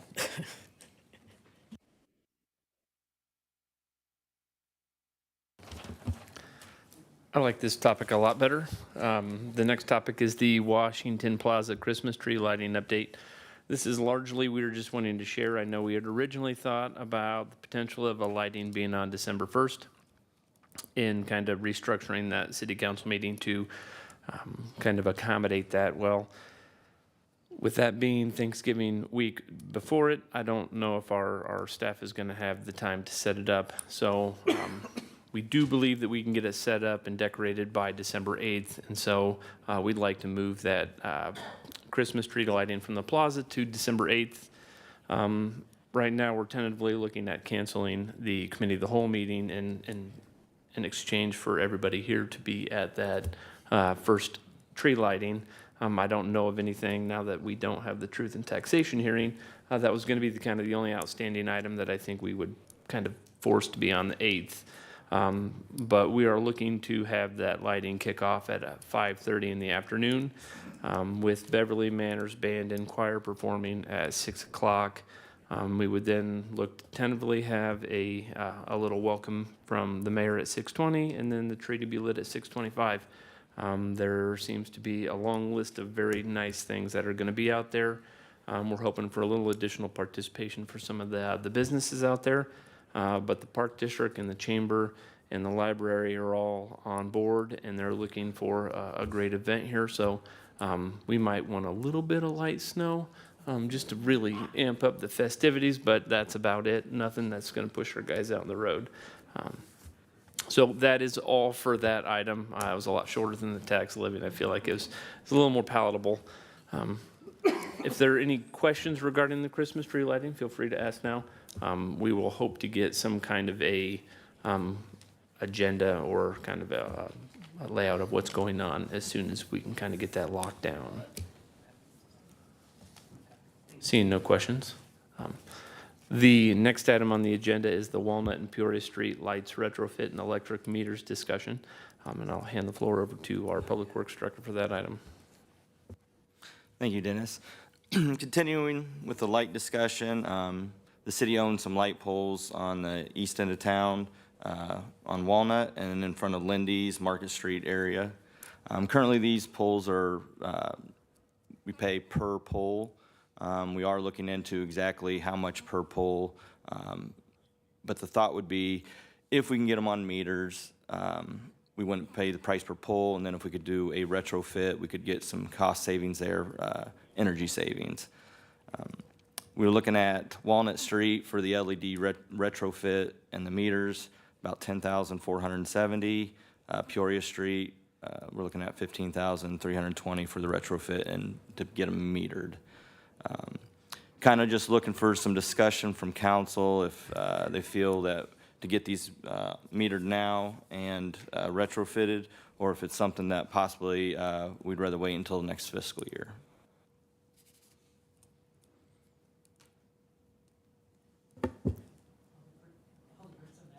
Mayor, thank you. Alderperson McIntyre. Thank you, Mayor. You know, I'm just the lighting guy, aren't I? I'll be the first one to jump on this.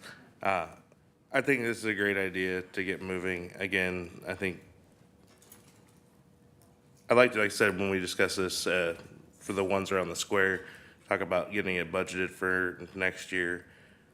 With the resurfacing and everything, I think it's an ample opportunity if it's something that we can find money from out of the general fund or out of specialized fund to get that moving, especially if it's going to get cost savings. I'd really like to see what that cost savings is going to be. And again, if we can indicate cost savings, we can stretch that out. What's the difference if we wait for the budget of next year or if we can start saving now? I think it's energy costs. Everyone knows, if anyone's listening to politics, following politics, it's an ample, huge issue.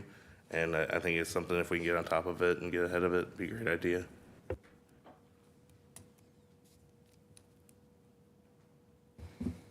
Alderperson Smith? I think this would be a great idea, and if it's in the budget, I say let's just get it done.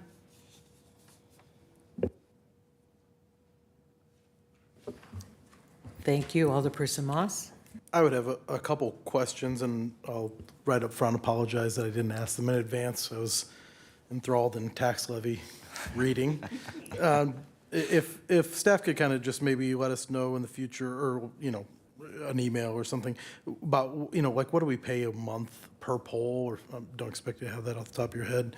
And is there any way to estimate, you know, kind of do the financial math here of what savings we stand to recoup versus outlay of cash?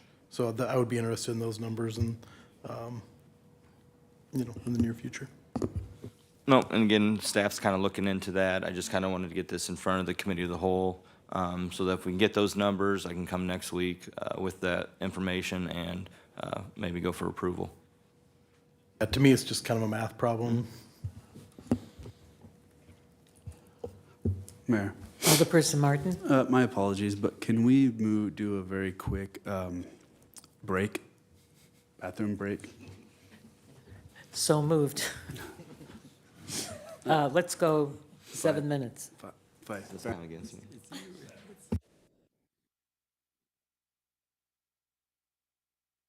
We will resume at 8:32.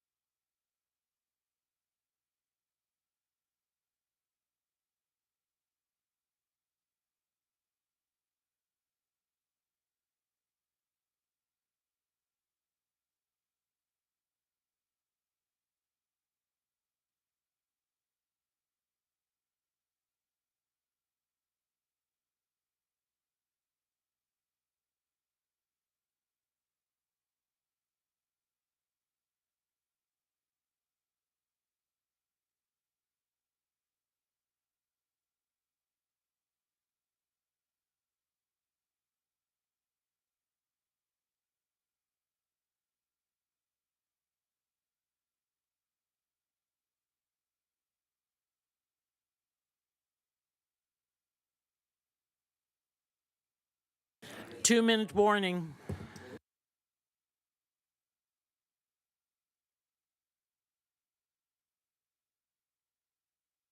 It appears we all have returned. Marshall? Okay, we're good. Okay, Alderperson Martin, your thoughts on this item? The lights. The LED lights, now or never? Or later?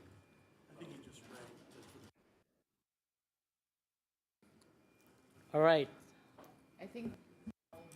What's going on? Alderperson Sluter. Yeah, oh, okay. I'll just talk. We're talking about the lights.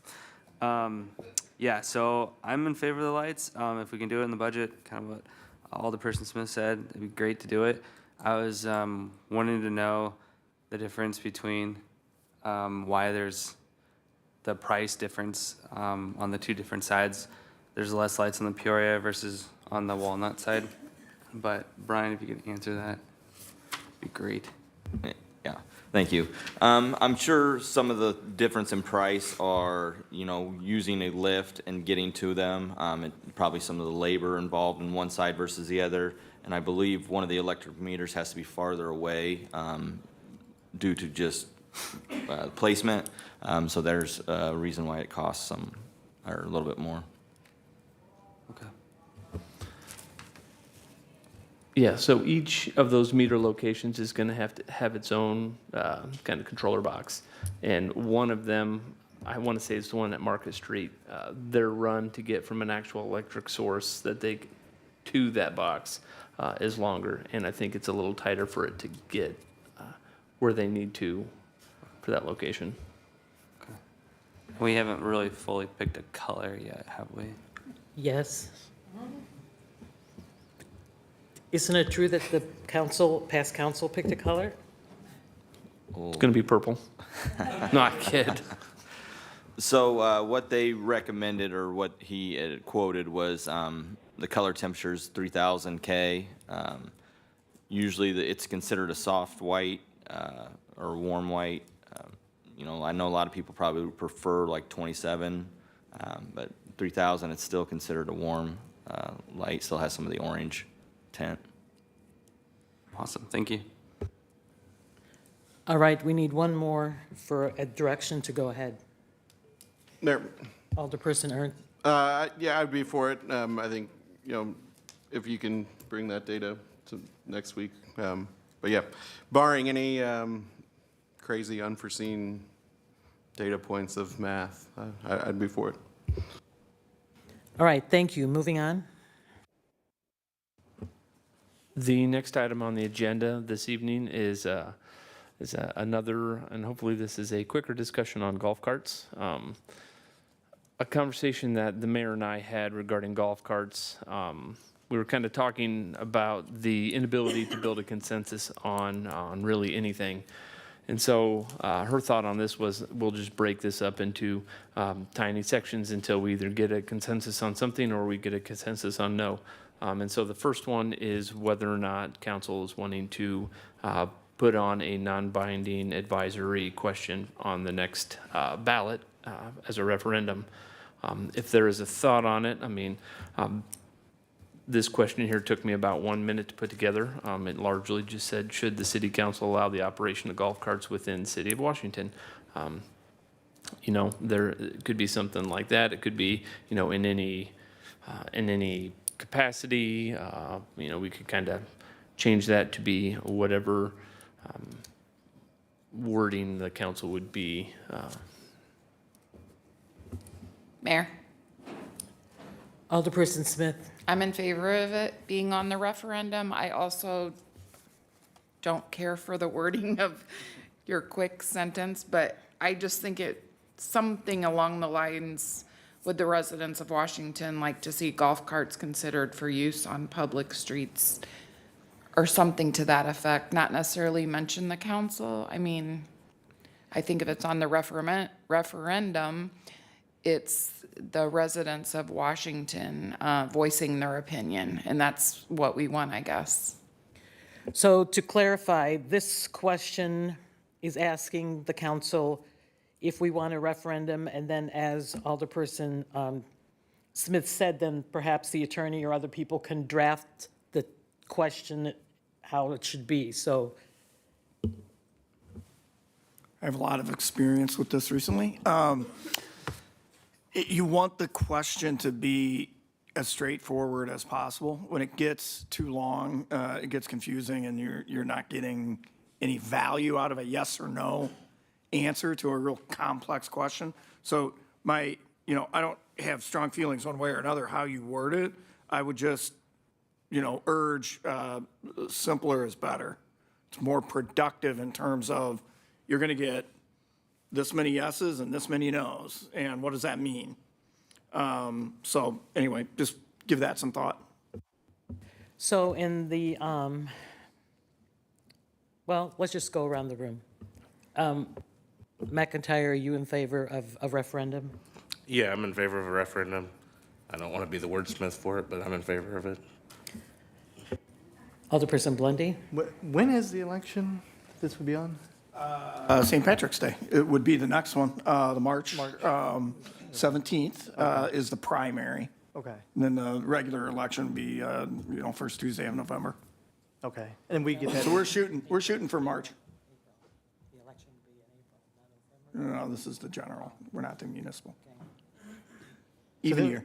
We would get, when would we get the feedback? Is that like April? The next day. Or no, it's the next day, okay.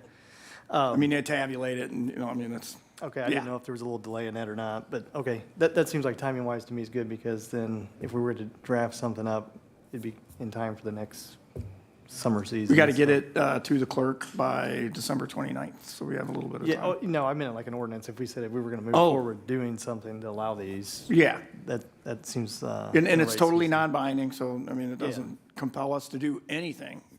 It's just information gathering. Okay, and I do have verbiage drafted, but I'll share it in an email or something, but I definitely would not want it worded as city council or something like that. To me, it needs to be, shall the city of Washington or something like that, but not in reference to the council. Alderperson Martin? I'm 100% for the referendum. The language, we can tweak, whether it's say golf carts or, other vehicles, side-by-sides, or include the other things in it. We can tweak the words, but yes. Alderperson Moss? I would be opposed to a question on the ballot. I think this doesn't rise to the level of things that we need to put on a ballot. I think it's something we can make a decision on if we would just make a decision, so I don't support it. Alderperson Ernst? I would support a referendum. Alderperson Sluter? I'll support the referendum if it's up to the city to decide what they want to do. Alderperson Johnson? Yeah, I support a referendum and don't care how it's worded. I would definitely, this question here, I would add operation of golf carts on city streets. Because otherwise people are going to, well, I can use my golf cart at the golf course, right? So anyway. All right, there you go, direction. Next. Oh, I could take this one. The IML Illinois America 250 participation discussion. So I brought to your attention last week the option that the city, it's not just the city, it's, if you had noted on the resolution, it encourages communities, libraries, schools, local governments, historical societies, cultural institutions, and individuals of all ages to develop inclusive commemorations that reflect on Illinois' role in the nation's history and development. And I just found out that the township, our Washington Township, passed a resolution about a month ago in support of this, so they are going to be participating. And before the meeting, Alderperson Ernst volunteered to be the chair of this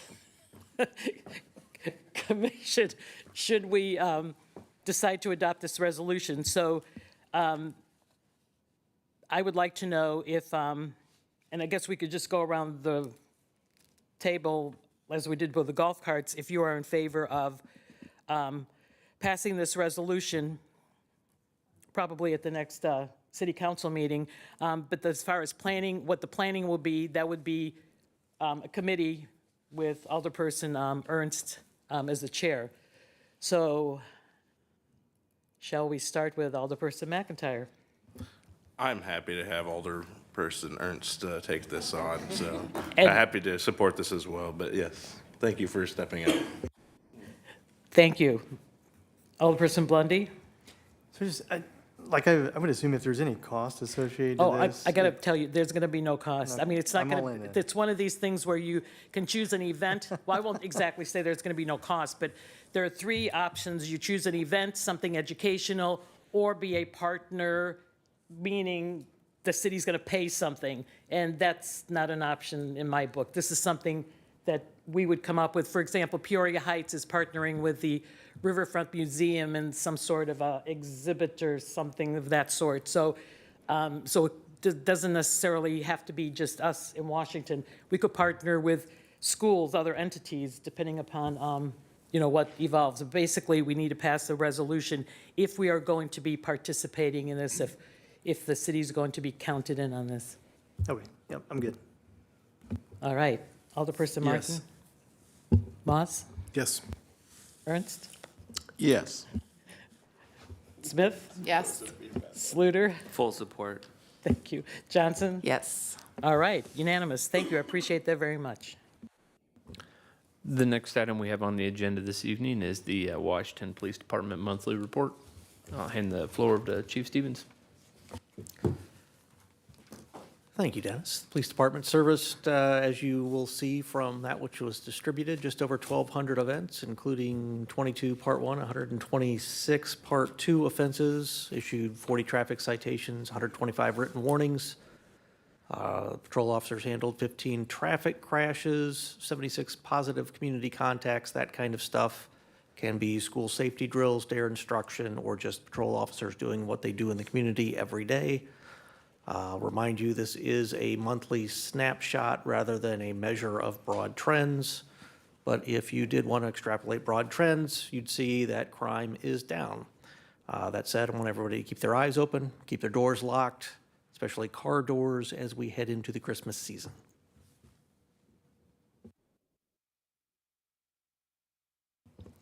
The last item on the agenda is the Washington Fire Department monthly report. It was handed out at everybody's desk here at the meeting, and I'll hand the floor over to Chief Stevens for that as well. Yeah, you find that copy in front of you. Shows the fire department answered 214 total calls, with 209 of those being medical responses and 26 fire-related incidents. 4 of those were the motor vehicle crashes that were mentioned above that require joint EMS and fire response. The big thing here for me is looking at the average response time within the city limits. And the city limits encompasses about 77% of the total Washington Fire Department calls. That response time from en route to arrival is averaging 4.5 minutes. That is a long time if you're the guy that's waiting on something, but fire protection standard-wise, that's excellent. Average fire department time to go en route after getting that dispatch is 30 seconds. That is a total time for dispatch to arrival within the city, average 5 minutes, and that is darn good according to NFPA standards. So thanks to the fire department for that. Thank you. Next item on the agenda is other business. I would like to share with everybody this beautiful plaque. This is an award on the Public Works Project of the Year 2025, the category Transportation, 5 million, but less than 25 million. This was for the Nofsinger Road Realignment Project.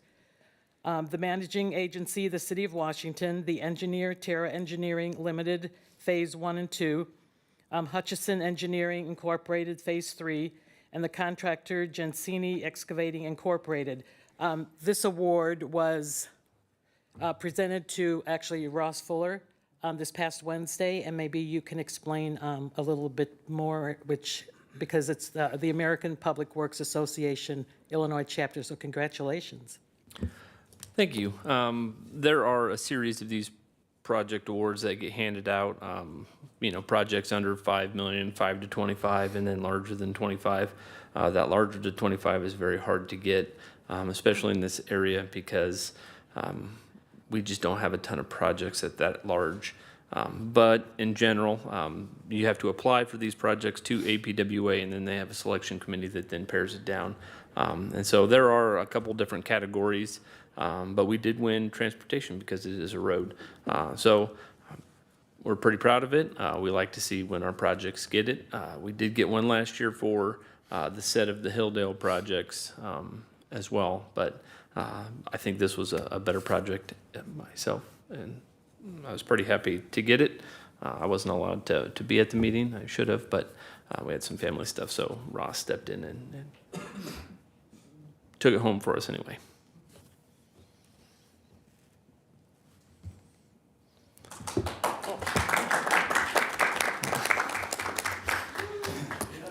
I do have another order of business. So Illinois American Water is planning to put a new tower up starting next year. They have asked us if we wanted to have our logo or the city name on the tower to go along with the Illinois American logo or name.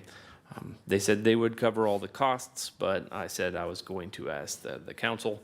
I know sometimes our relationship with Illinois American Water has been a little bit rough, so I know there's a little bit of a sensitivity there in whether or not we would want to throw our name on the tower with them. But in general, they are a customer of ours. They are in our city. So that request is out there, and whether or not we would want to put the name on the tower itself. And so I did want to bring that to everybody's attention. You guys don't necessarily have to answer it today. If there is a consensus today, that'd be great. I can answer them back. But they are generally looking for an answer from us fairly quickly on that. But this is the first time that I was able to kind of share that information with everybody. So I can understand if you wanted to take a little bit of time on that and kind of digest before you make a call. Alderperson Martin? Where is this tower at? Right now, there is that off blue one that sits right there behind like Washington Family Restaurant. I believe I have not seen plans for it, and they are not the best communicating, but I'm assuming it's going to be right in that same area. They'll probably put up a new one and then take that one down.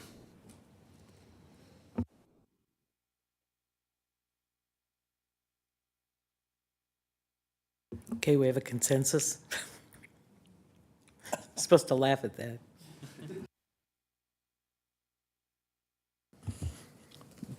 I'm Alderperson Moss? scanning my brain here of what the negatives of that would be, and I'm not coming up with any. Do you have any that, having thought about it for a little while? I don't see it as being a bad thing. The only negative might be is us having our name on a water tower with Illinois American.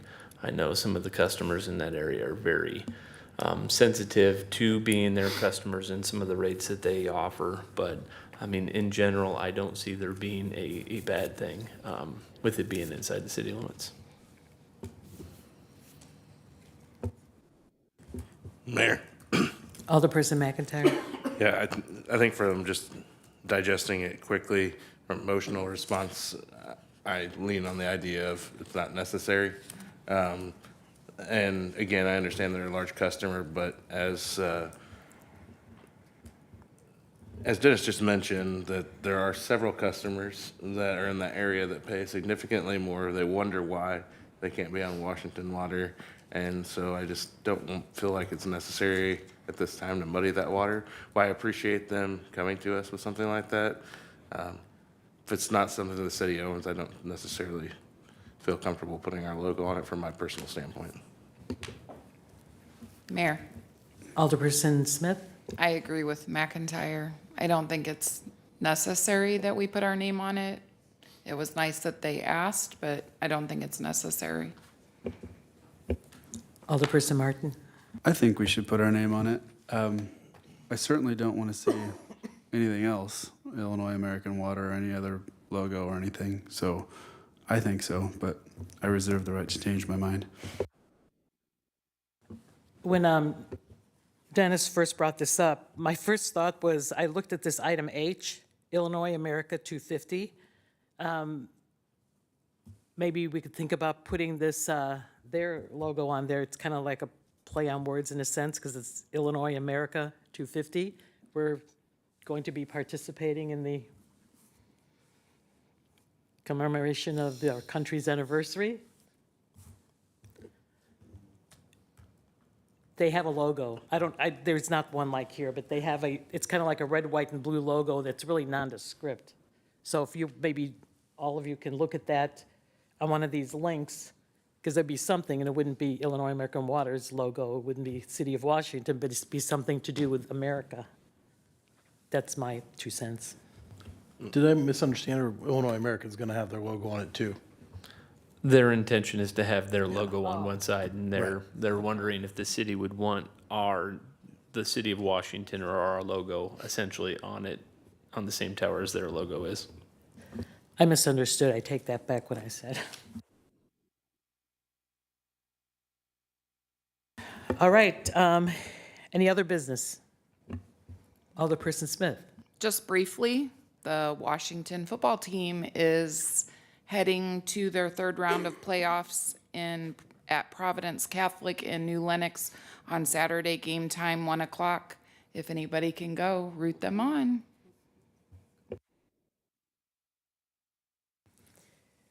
And actually, tomorrow morning at the high school, there's going to be a Veterans Day ceremony. The students have placed flags as a fundraiser. So tomorrow at 10 a.m., if anybody's interested in attending that, that's going to happen. And they're going to also honor Max Tessier, who we voted for the resolution, or the proclamation recently. Well, with all that being said, do I have a motion to adjourn? Motion. Second, Smith. Sluter, motion, second Smith. All those in favor say aye. Aye. Those opposed, motion carries. Meeting adjourned at 8:52.